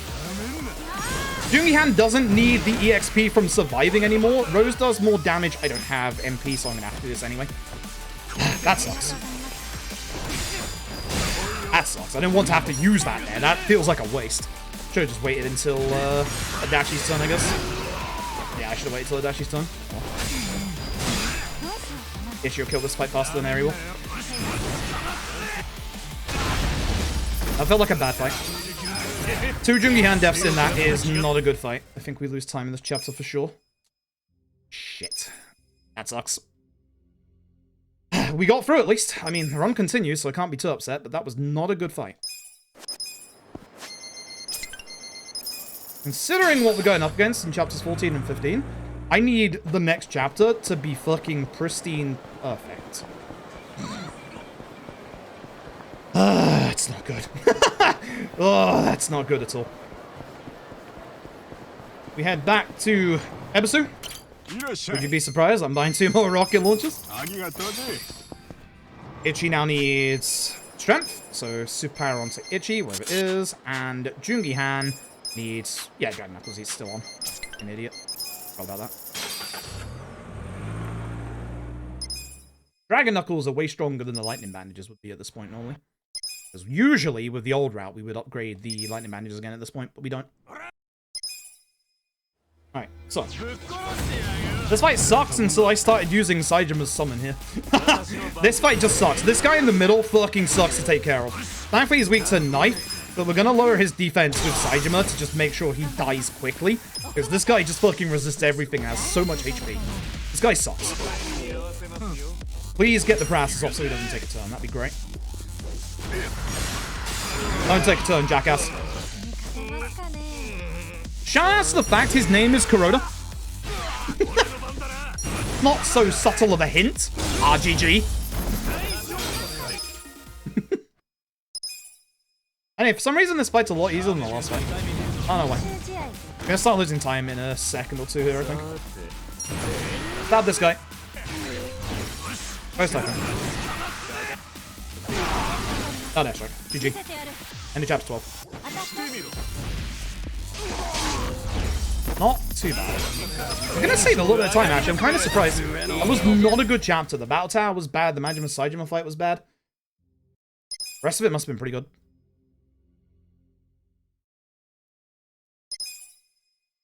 I'd be surprised if this golds, because like my gold is actually pretty good in this chapter, but I'm very surprised. That should not be a gold. That was not a good chapter. Jesus Christ. Alright. Alright. I mean, that's good, because I need this time save for what's coming up. But, Jesus Christ. Run's electric right now. Run's very electric right now. I can do so much better in that chapter. Like, I can do so much better. It's like, I am happy with that gold, but it's like the whole speedrunner thing of, you know, that could be better, you know? that could be much better, you know? It's terrible. It's garbage. God, it's awful. Not the impression I was giving. No, exactly. Wasn't the impression I was expecting either. Okay, again, this is our last run through Chinatown. It's like the... Whoa, fuck! Oh, you bastards. I didn't notice the late spawn. I should have been paying attention. Thankfully, I have spare smoke bombs.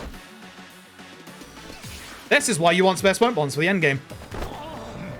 I see that fucking fight spawn down there. Fuck you, Chinatown.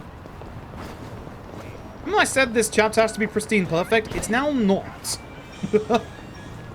Yeah, this is the last run through where fight spawns are a problem. I completely forgot that early fight spawn can actually happen. I was not paying attention. Record. I think this is like 20 seconds off of world record pace at the moment. I think it's pretty fucking close. I'm fairly confident this is very, very close to world record pace. But unfortunately, I'm going up against an endgame that is disgustingly nasty. So, yeah. That's why I'm not getting excited, because I know what's coming. With Ichi after Jungi-Han, that's the wrong attack. That is actually the wrong attack. One of these days, the dumbass will remember to do the fucking knife attack. I still kill him, but the knife attack is faster. That's a strat that Ryu came up with a long time ago. Like a year ago at this point. You'd think I would know at this point. The old strat actually used to be the divine shot there, but yeah, Rose and darts just demolish everybody.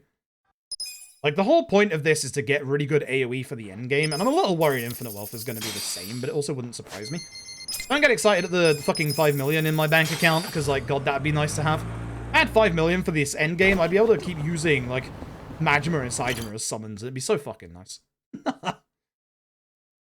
But we are going up against Masochist Reiji, and we're going up against Turn 1 Tricksters. That's the issue. That's the big issue. Like, we are going up against what is going to be severely nasty RNG. I am likely not meeting. So...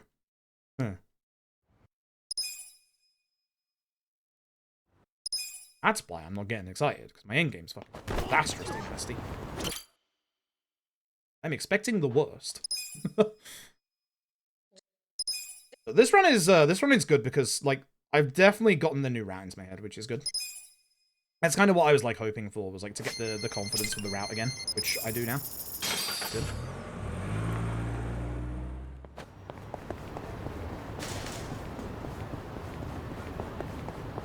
It's everything that I was hoping for. Yeah, it's going on. It's doing its job, because, like, if I die to a boss at this point, it's mostly the RNG or how I get fucked over.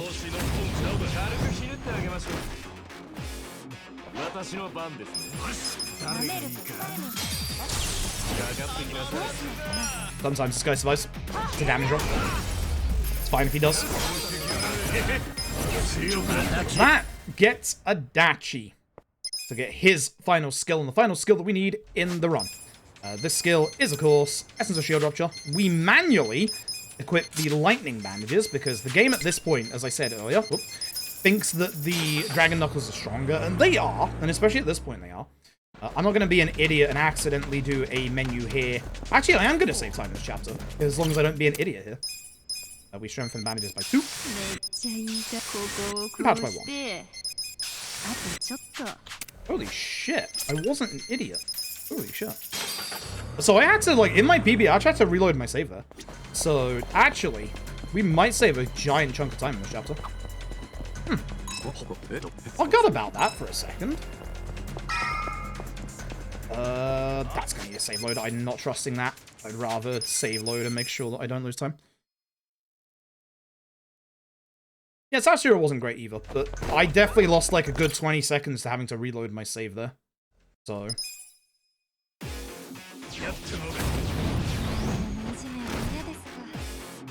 we gotta shoot these guys, so divine shot, as you can guess. Hopefully we get the Gary bonus. If we get the Gary bonus, we will be laughing. Good. I'm gonna guard. Hopefully shield option will take care of most of them. Everyone but suits me.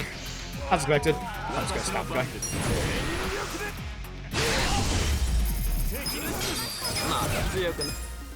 Alright, because I had to load my save with the last run, we also had the Sawashiro glitch.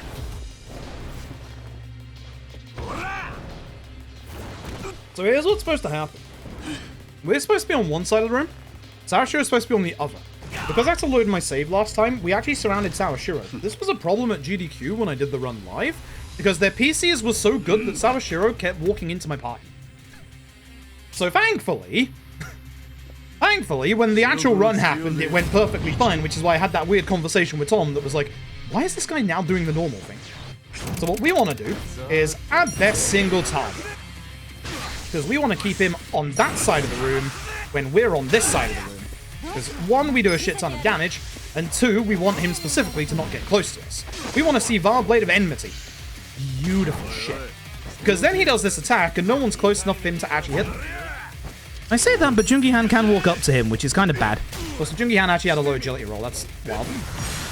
Actually, getting hit. I needed that damage buff. This is bad. That's fine. He would have ran over anyway.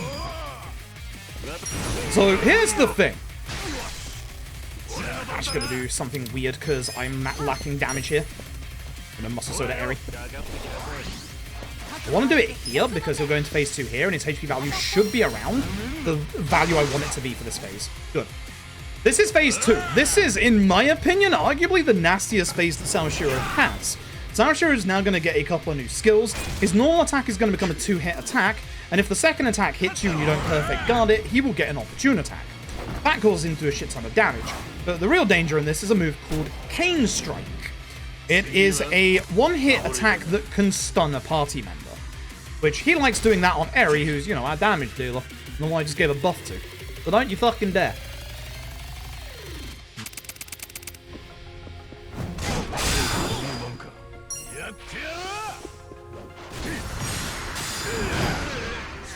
MP is an issue. We're going to heal with Itchy. It's the one heal we do in this fight. Fuck you! Fuck you! Boo! No one likes you. Boo! Get off the stage! Boo!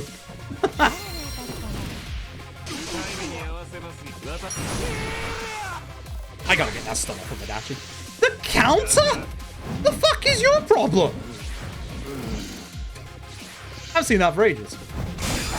Because here's the thing, the counter gives him a free turn, which is what is a problem if he does it in the last phase of the fight. I'm just gonna push for damage, fuck it. It's a bad idea. No. I'm gonna get the stun off Adachi, because then we can guarantee third phase. No. This was the way to do it. I should have attacked with Eri. Yeah, no. This actually might be good, because this doesn't push his HP down too far.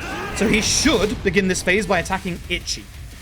If his HP is too low, he starts with his HP regen and goes into his counter, which gives him a free 2k heal instead of 1k heal. But by doing this the correct way, we can manipulate his turn and make it so that he doesn't get a free heal off, and we should be able to kill him before he heals. He'll put the regen on, but he won't get the heal.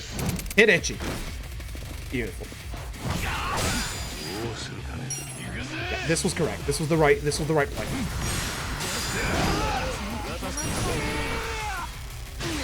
This was 100% the right play. He heals it.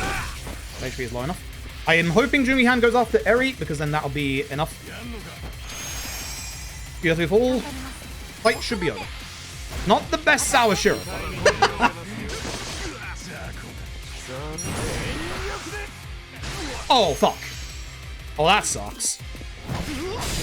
So the answer there was to use a rocket launcher to be able to get out of the fight, but I don't want to waste my rocket launcher for the next turn, or next chapter even. So yeah, bad Sawashiro. Very bad Sawashiro. You see what my goal is? I'm not going to get that time save, but I'm not going to lose any time. Bad Sawashiro. Very, very, very bad Sawashiro. Oof. There's all that time we were going to save. We're not going to lose any time, which is the important thing.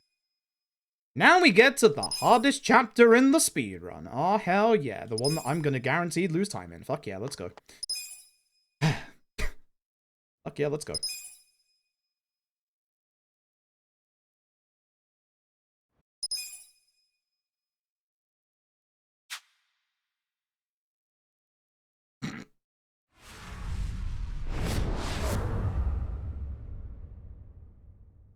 This is the chapter that scares me. This is the chapter that can murder me in a second. Oh, baby. There should be Saijima dance. So, guard. Use my 1 million on Saijima. And Dart Airstrike takes care of the last two. Speedrun before? Yep. Speedruns for any game usually go very heavy into the mechanics of each game and why it's, like, really good. And this is one of them. Speaking of mechanics, we are going to go and get 2 items real quick. Oops, wrong way. Grab this vending machine. Get 2 quickness lemons. That's for later. This should be a very quick fight if we just divine into Robson. Hopefully no cars are coming, because that can lose us time. Cars, like, cause you to lose time because you have to wait for them to, like, get to the enemy and hit them. Like this. Thanks. Well, I did hit someone. Alright. This should be HP magic? HP magic, correct. Hey, look, it's a guy called Joryu. Who the fuck is that guy? How does he get his own game? What the fuck? Unbelievable. Alright, HP magic. So, Ichi. He gets the Gallon and the Fighter's Binding. We're finally getting used for it. Sayako gets the other silver ring back. Or silver bracelet. Artie Adachi leaves for Sayako. I heal. And then I go down to here. Bad slow menu. I usually get quite lucky and don't have the fight spawn in here, but I'm just going to despawn it just in case. I'm only going to lose a second to that. I'd rather do that and not get a fight spawn, honestly. You can get a fight spawn on this corner, and it sucks because there's no way to, like, run from it, so you have to use, like, a smoke bomb. It takes time. I usually don't get it when I run through here, but I have been lately. I'm just going to make sure. Oh, boy. Oh, hey, that's Kiryu. Oh, shit. So, praying that Ichi gets an early agility roll ahead of Kiryu. It doesn't happen very often. AKA happens like 1 in 10 times. Didn't happen this time. So I'm going to use the quickness lemon over onto a targeting system, onto Ichi. Thank you. This will hopefully cause Ichi to dodge this. Good. Ichi uses mask. Holy fuck, the bonus. Oh, shit. Oh. Oh, this. Oh, this is going to be a... Oh, the crit zone. This is going to be a good fucking fight. Oh, shit. I don't have to worry about healing now. That was supposed to be enough damage to get you to your next phase. Excuse you. This will get into his next phase.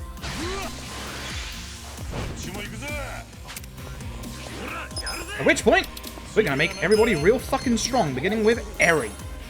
I actually get... If we dodge another attack, I can do the buff onto Sayako. Because he's going to attack twice in his next turn, so I'm a little worried. I don't have to worry about healing with Jungi Han now. I can attack with Jungi Han.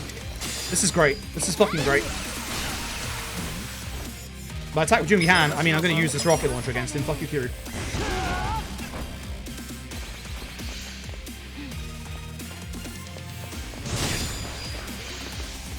Nice, that's the one I need to dodge.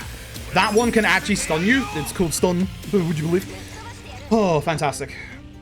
If that had hit Ichi with a stun, we'd have healed with Jungi Han, but now I can just keep attacking.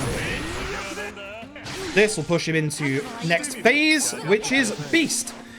Big rule of thumb for this fight. If you're down to 1 rocket launcher, you save it for this fight because Get him out of this fucking phase immediately.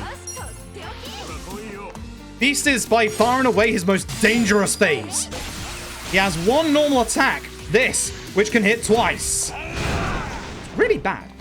So, you know, because Ichi's after, I'm just going to do this. And because I have Mascus bonus still on, I'm going to do, where is it? This. Such a good fucking fight so far. Holy shit, this is such a good fight.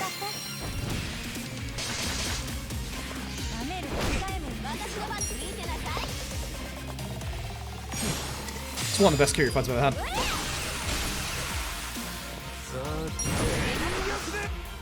It's one of the best Kiryu fights I've ever had.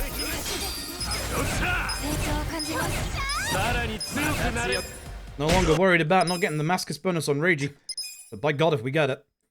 Oh, by God, if we get it. So the reason why I wasn't worried about that fight was because we had the Mascus bonus, which meant that I had more defense after I used Masochist, which meant that I just didn't have to worry about healing.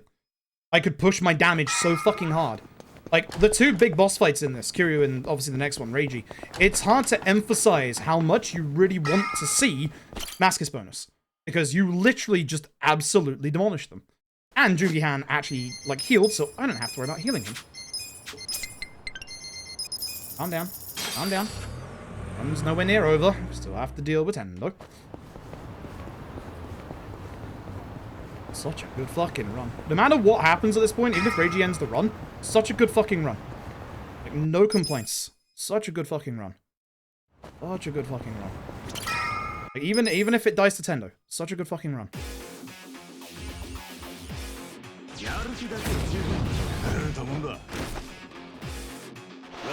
Guy in front has weakness to knife attacks. And I have Imagine.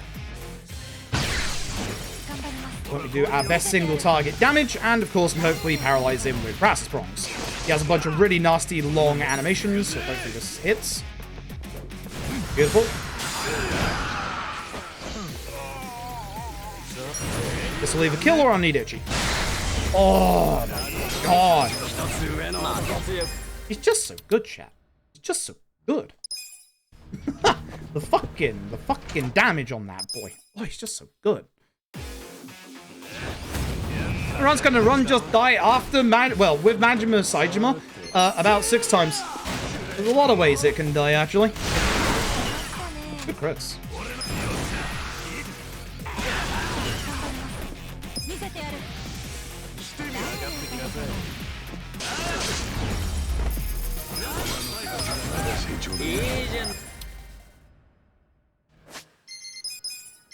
Fighter's binding to dragon.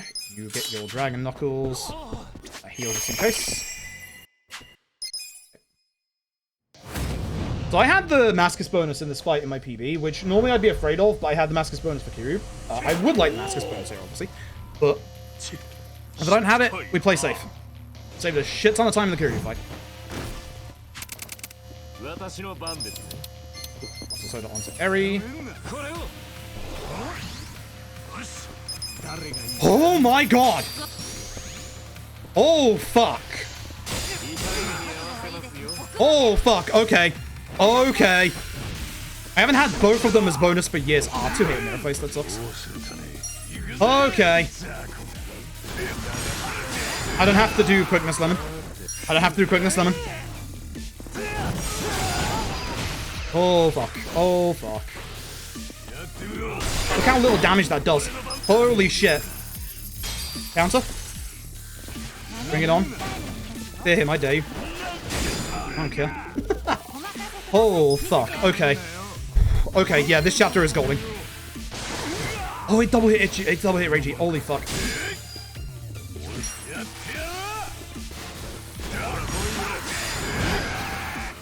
Heal for the just in case. This should be malicious. It should be enough.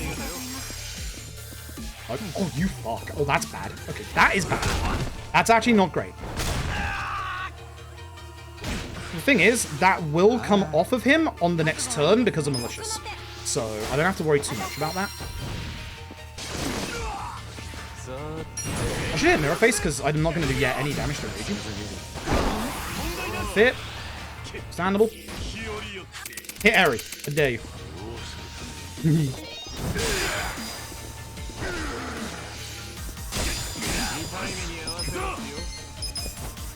Just in case. I don't think I need to do that, but that is definitely a just in case fucking heal. Okay, you don't have to hit it once. I needed the fear offer. Should have used thingy on Darrow, but I wanted to make sure I healed just in case, which is a good thing because we saved Eri with that.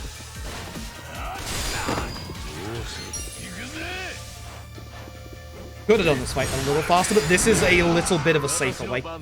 I'm waiting on getting this fucking head drum off. Yeah, I definitely did this the safe way.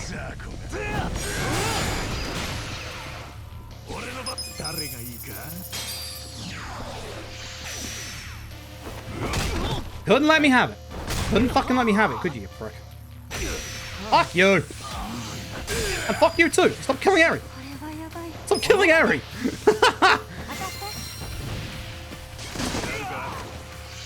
The issue we've got is that I do not have that many first aid kits for the endgame.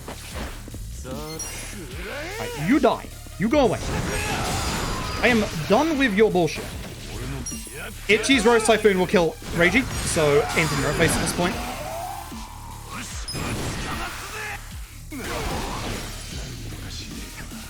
Outside. Surveillance does nothing.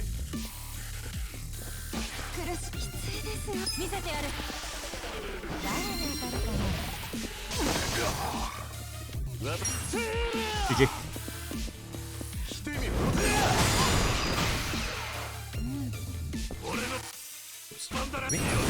Bit early.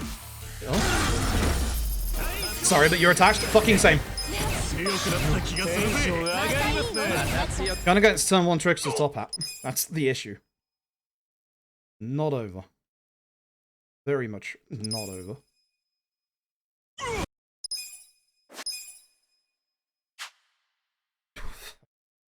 That could have been a bit higher if I'd have gone a bit more aggressive in that fight, if I'm being honest, but I was definitely scared. I was definitely scared of, like, fucking that fight up. Like, very, very scared of messing that fight up.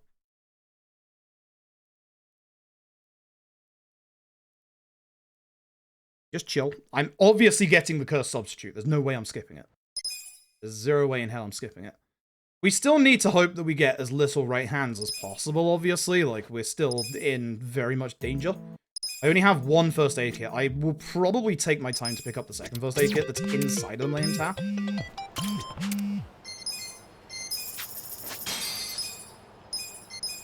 Oops. Super. Bandages. Entry entrance. Ask us with and without the bonus. I don't know percentage-wise, but put it this way. If you don't get the Masochist bonus in the Kiryu fight, you have to heal Itchy on his 2nd turn. You saw there that I didn't have to until turn 4. It's a big difference. It's a big difference, and it's very, very, very, very good.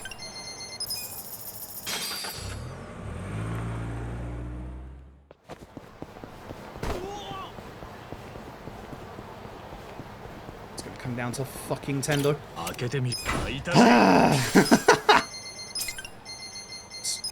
And also me not messing up my menu. that's also important.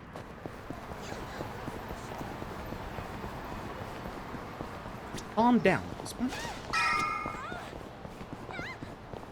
I do not like the Tendo that I'm going up against, though. I'm going up against a very fucking good Tendo. And again, Run could still die. If Tendo decides to right hand all of my party members that aren't Itchy, the run's just over. Like, very much this run is not over yet. The biggest, most RNG fight has yet to happen. Oh boy.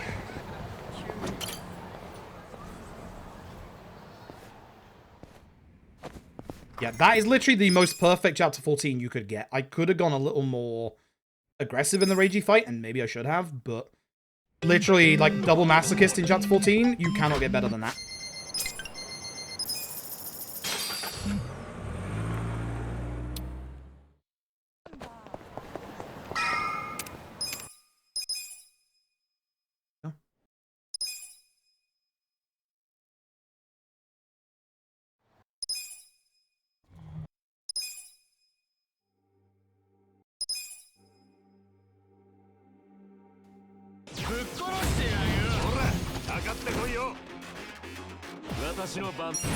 Right, that guy. Nice crit, that should kill with this. Quicker than PD.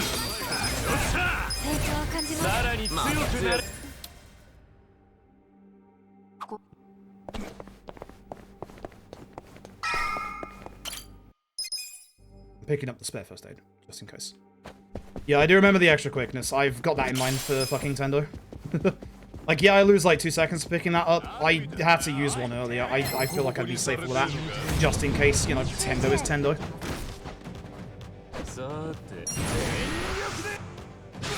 Phantom, Rose.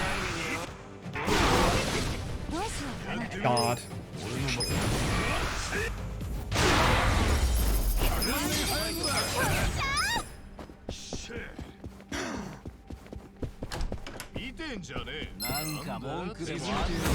I think I've thrown the wrong. Did I sell the Dragon Knuckles? I don't think I sold the Dragon Knuckles.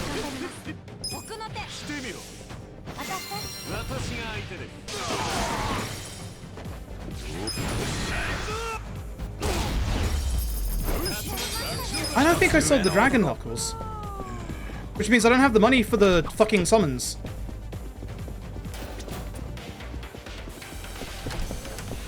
Means I need to sacrifice a summon somewhere. Here? Here.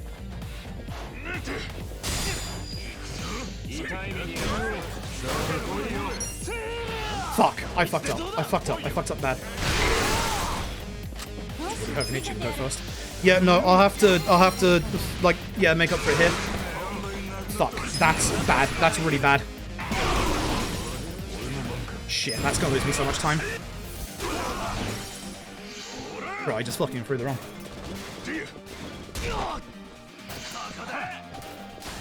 I need a rocket launcher? Yeah, I am talking about the last shot.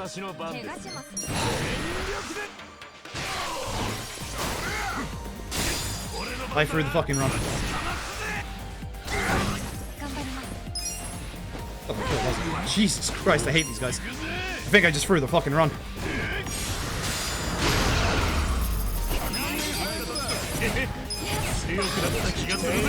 So usually you use Majima there and just finish that fight almost instantly. I had to do that there because I don't have the money for summons for later on. Fuck. I'm supposed to sell the Dragon Knuckles so we can get one more summon out, and that would be the Majima there. Or later on, but I need to keep my summons for obviously trying to get through Young Master quickly. I guess the only upside I have is that I didn't do Young Master quickly in my PB.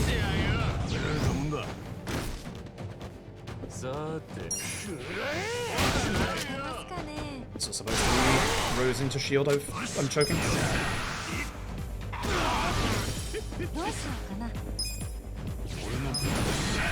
Yeah, I choked the wrong. Alright, cool. Well, I'm mad at myself for that. I know that's a more newer thing, but that's not something I should be forgetting.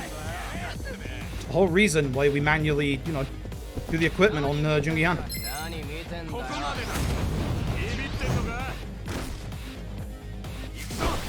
It also means I need to be very wary and make sure that I don't accidentally have the wrong weapon on for Tendo as well.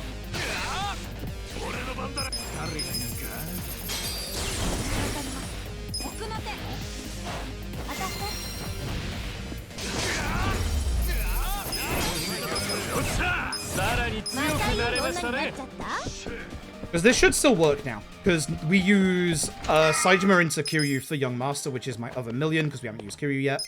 And then we just use Robson Rocket Launcher for the Young Master. But fuck, I can't explain, like, I've just lost like 30 seconds to that. I mean, I just threw the fucking run. I only got to 10 though, I threw the fucking run.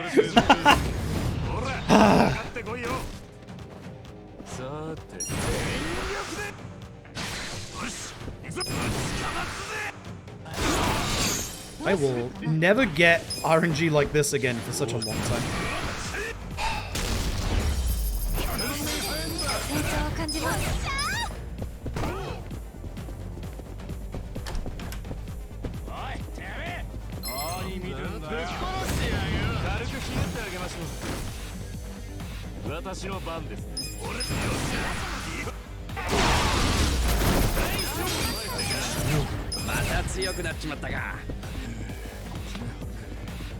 Or here, you can bounce off that wall and get into that fight.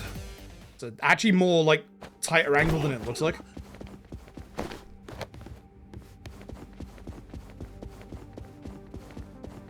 Where's my furniture loaded in this time?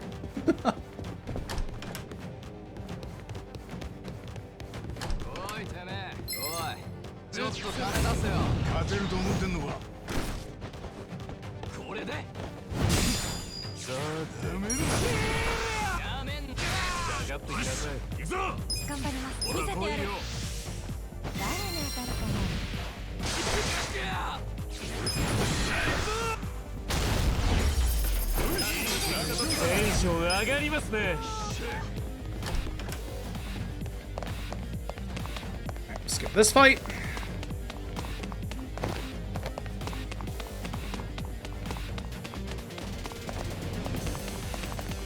Open up to the wall. And go around the corner. Big enough this time. I feel like I messed that fight up in my PB as well, so maybe I have a little bit of extra time, so... But, yeah, it's not good. Robson.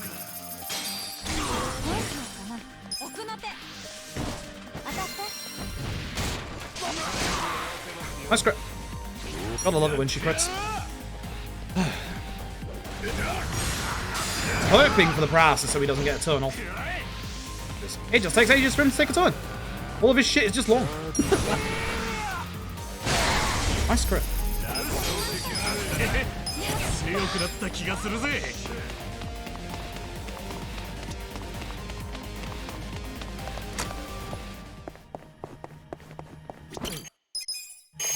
I also need to decide how many turns I wait for Trix to top out, considering up against the turn 1. Like, normally it'd be turn 3, but I'm kind of feeling turn 2. As long as I can get Jungi Hand's poison off, that is.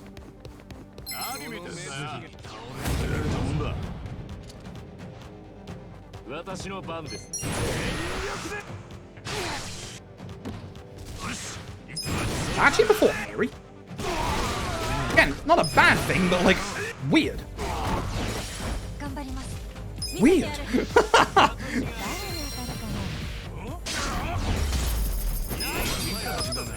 One more fight before the big RNG fight. Here we go. At least my nerves aren't as shot anymore now that I fucked it up. Like, I'm just not as nervous anymore. Harry's poison does override it, yes. Does more damage. Please don't kill Itchy because it's good. The long run, but it's good.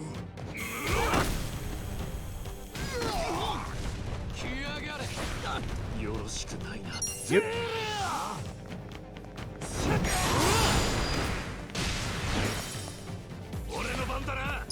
God, that airstrike, paralysis prongs. Hopefully this kills him as well, because all three are hitting. Probably not.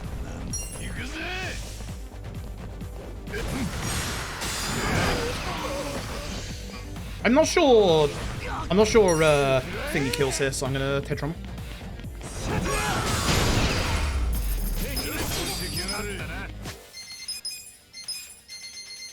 I know, Gallant. Curse. You get Dachi's shoes. Where are you? Yep. And the War God's Keystone, of course. Look at that. Important. You get a Super Ring and also an Optimize. You make sure you have that. I think you're still the same, aren't you? Yeah. Psycho, you get the Sword and the Dragon. Okay.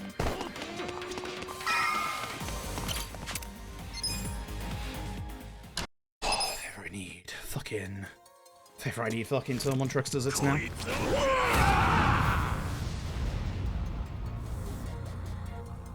I'm going up against turn 1 Tricksters, so that's a little bit of a worry.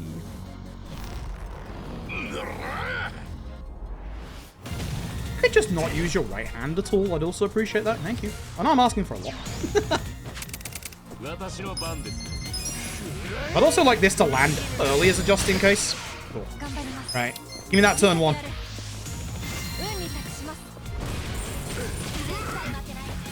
I'll give her 2 turns, because I really need to start doing damage with her. I'll just give her 2 turns.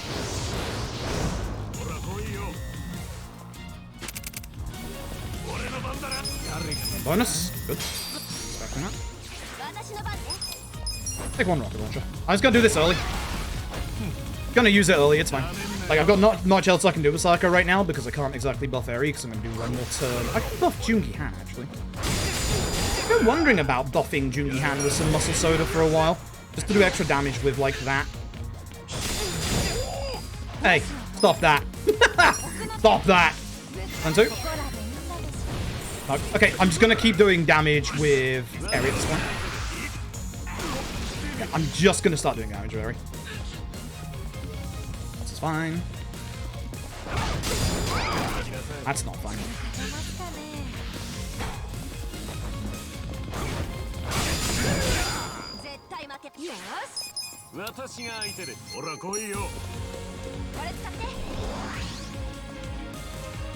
Psycho next turn. If you can survive, if I can get my other guards off.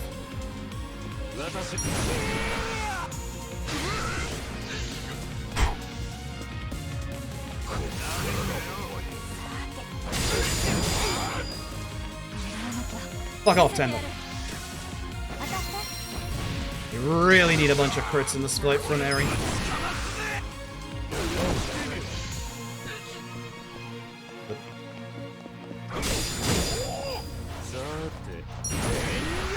I'm pushing for damage here a bit too much. Fine.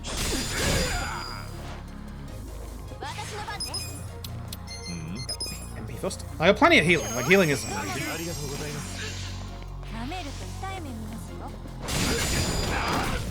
I stop missing the last one, please.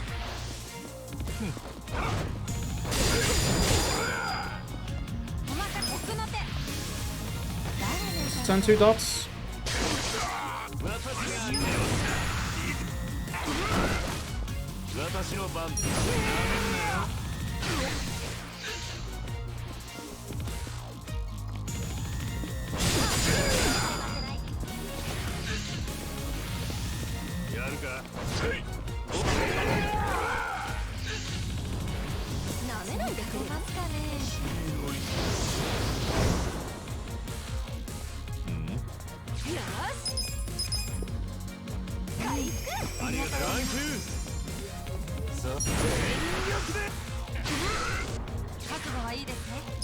Very next turn.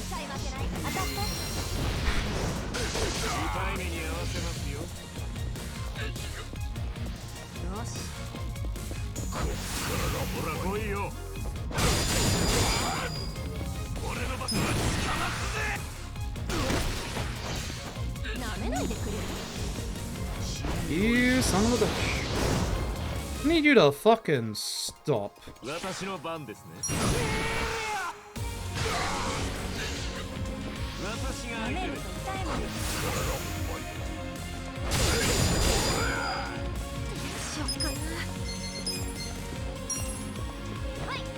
Should be fine.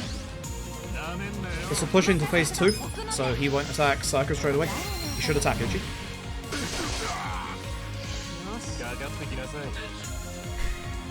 And the fun begins!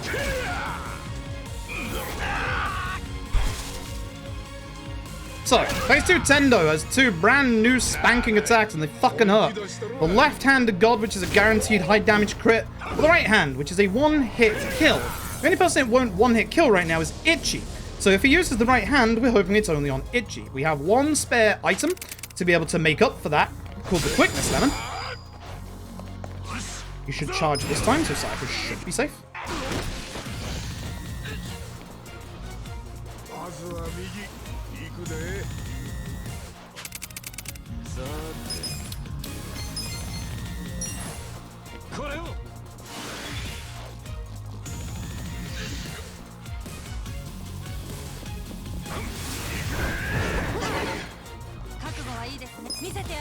That's why we have that.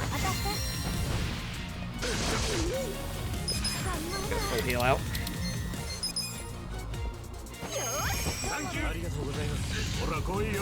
Fine.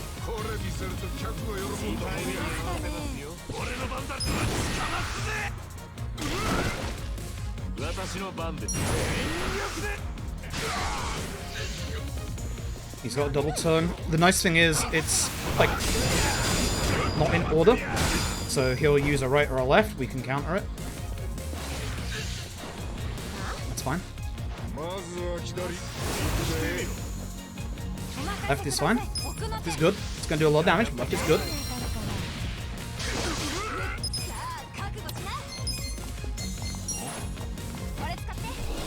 Spare turn. Getting more damage out. So much extra damage. Like, so much. Needed that earlier. Question is, what do you do after the left?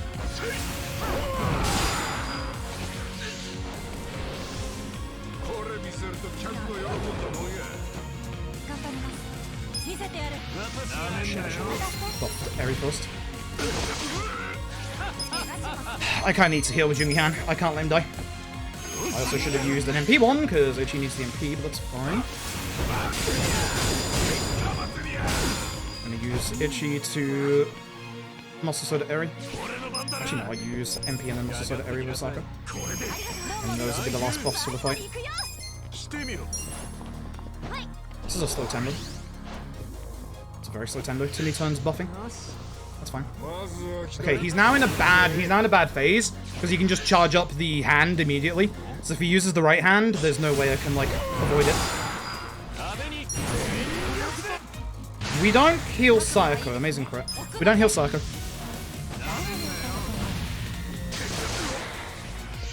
If he goes to Sayako, we don't heal Sayako. Good. Actually good. That's the perfect attack. So again, this doesn't hit Ichi. We have an accessory that means this doesn't do jack shit. He can't one-hit kill Ichi. Is it a bit early for this? Maybe, but he's set up for the next fight.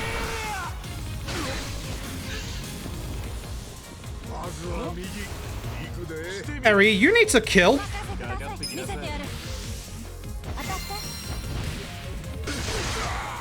That crit. Natural agility. Good. He needs to be up for the next fight. He'll die to the poison here. Bad tender.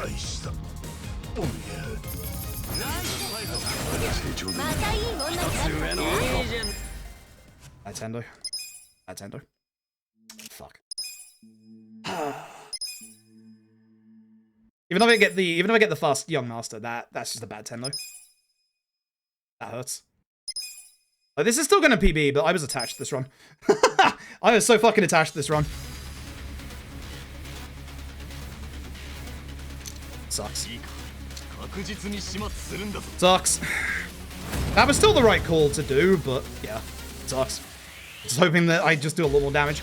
Again, if we'd had Tricks of Top Hat Poison, easily would have done way more damage. Hey! We're hoping to get a quick young master. I need Eri to, you know, hit these goddamn crits. Ideally, I would have had Ichi first for the lower defense. Saejima. Gonna lower everyone's defense, including the young master, by 20%. That's the only thing you have to worry about with Ichi in this fight is that attack right there, that counter. If you don't come out of Tendo with like no HP, you're fine. That's not ideal. That's very not ideal, because he's now going to have extra defense. So I definitely need the crits to land.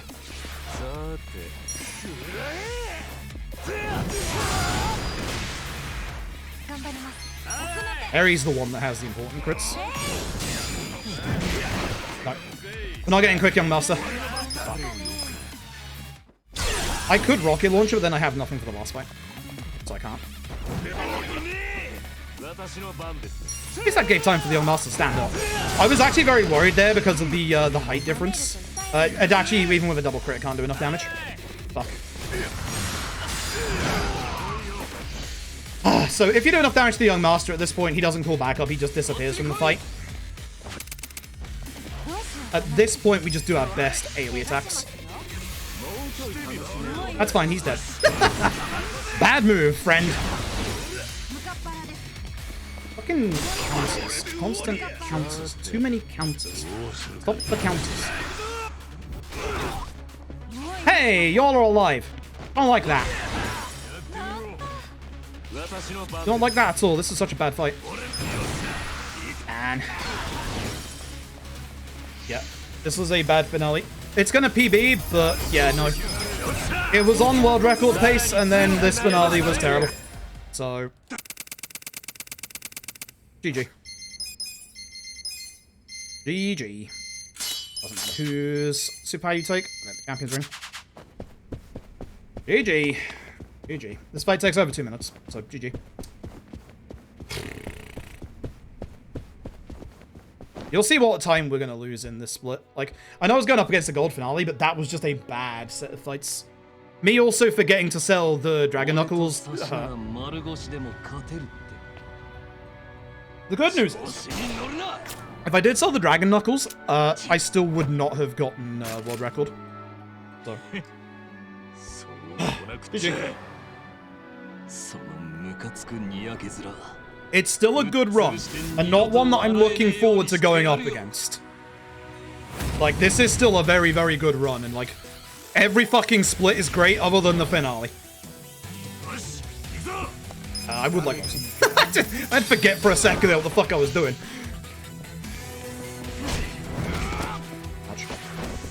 Would be good if I could hit, you know, my guards. You can die in this fight, by the way. Maybe I should have just done the rocket launcher in the previous one. But then you just don't have enough for this fight is the issue. I have the fast one at least. I had the slow ones in my PB. That's why my goal is that we're losing 20 seconds already. You're lowering your defense now. Thanks. Appreciate it. Actually do appreciate it. That hits you, you can die. Okay. Okay.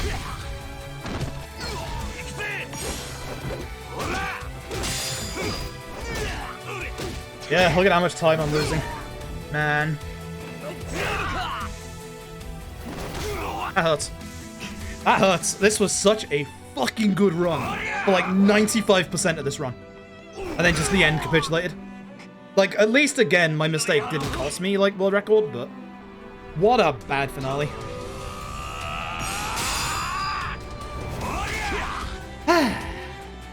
I'm looking forward to running up against that chapter 14. I am not looking forward to like going up against a double Mascis bonus 14. Ew. Ew. Just. Ew. Got split. Look at that time loss. Minute and a half. Ugh.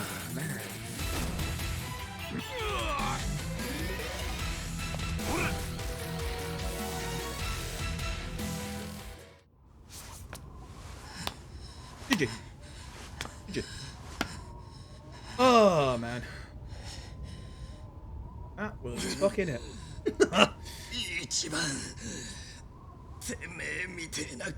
Yeah, that was it. That's still a good PB. Like, make no mistake. I'm upset because I was attached. Like, that was world record pace going into the finale. I was absolutely attached to that run.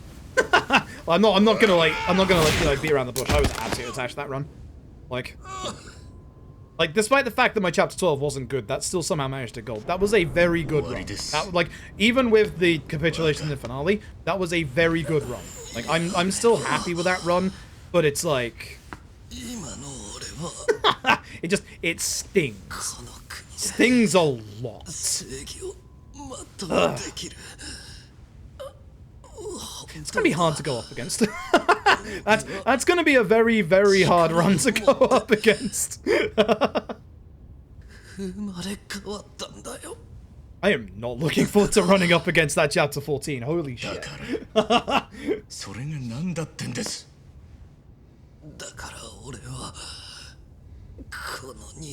not looking forward to running up against a lot of this run, actually. Holy shit. Unfortunate. Unfortunate. Thanks for the GGs, I appreciate it. Ah, unfortunate. Man. that it just stings. That's all. Like it's one of those, like, you know, it's GGPB, but it's like the GG part just stings. It's like that was a run of absolute fucking greatness, and just the end, the last part, the big RNG part just wasn't in our favor today. It happens. That's speedrunning. That's speedrunning in a nutshell. You can be playing off like the best fucking abilities that you are, and you can just lose it to bad RNG. Is that bad RNG? Like, I'm not gonna sit here and say I'm not disappointed, because I am, but like, man, that was at least a good run. Like, that was a very good one. Oh, good PB. Good PB. Good PB. Good PB. Good PB. I want to run up against these splits.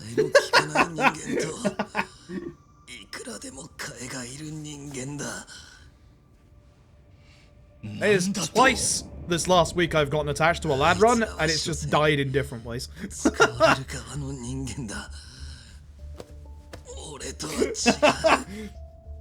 getting attached to speedruns before the run is over. Just still getting attached. Need to get attached as soon as the first turn tricks at top hat hits. But at the very least, in terms of like going up against this, that chapter 15 is disastrous, and there is so much time saved. From just remembering to sell the dragon knuckles to fucking, you know, turn 1 tricks to top hat against Tendo, that's just gonna transform, like even turn 2 tricks to top hat will like save at least 45 seconds in this fight. Like, even getting a turn 2 tricks to, even a turn 3 would be great. But considering we were up against the turn 1 tricksters, I didn't want to wait too long because of, you know, Eri being one of our biggest damage output dealers. I think in the future, I think I need to do more Muscle Soda on Jungi Han. I usually, like, unless Eri gets first turn tricks as top hat, I think Sayako's first turn is to Muscle Soda Jungi Han. I think first turn is Muscle Soda Jungi Han, second turn is Muscle Soda Eri, and if we don't get the Eri tricksters, because at that point she'll have had 2 turns, we just carry on. And then obviously if she gets first turn tricksters top hat, reverse that. I think that's the way. I think that's the plan. In fact, I'm gonna put that in my notes right the fuck now. Because I'm gonna forget by the time we do another run of this.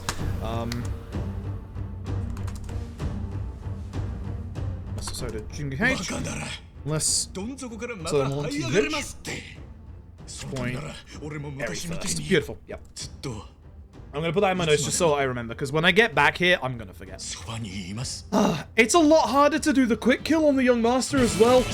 Man, it sucks. If I got the quick kill on the Young Master, it still wouldn't have been sub 312. So, yeah. Amasia, thank you for the Prime game for 19 months. Thank you very much. Good run, yo. Good run, yo. I actually wasn't sure if I wanted to do a run of this tonight, so I can't complain too hard. I did a run of this. I'm happy I did a run of this. That is a very good PB. That is an absurdly good PB. Like, shout out to the idiot that has to run up against that. Good luck to you. Fucking good luck to you. I am very curious what my summer best is. Let's go and have a look. I'm so curious what my summer best is, because, like, look at this. Like, the early game wasn't great. Chapter 2, we actually lost about 15 seconds. I forgot to split. Chapter 3, I lost a little bit more time as well. That was a very good Chapter 5, and I can still save time there. Chapter 4 was very good. Chapter 4 was very, very good. Chapter 6 was clean as fuck. That's annoying. These are big reset points again now. The nice thing about going against my old PB is that all of this was like free to actually get a run going. This is all nastier reset points now. Chapter 10 can go much better. Chapter 10 we almost dropped the Mabuchi fight. That would have been bad.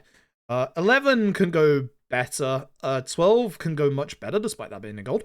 12 can go actually a lot better. We had a very bad battle tower, and we had a bad Majima Saijima fight where we had to res Jungi Han. Like, they fucking wanted him dead.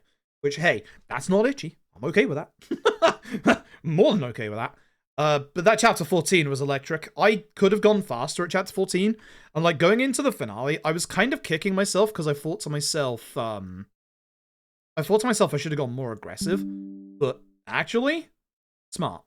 I'm glad I didn't. If I'd have gone more aggressive, this would not have PB. This is not a PB, but this would not have been like world record anyway. I definitely should have gone more aggressive though. So that's my fault. But anyway, some best. So say splits, new PB. New PB. Can't be too upset. So 3:12:33. Summer best. 3:09:05. Jesus Christ. GG. GG.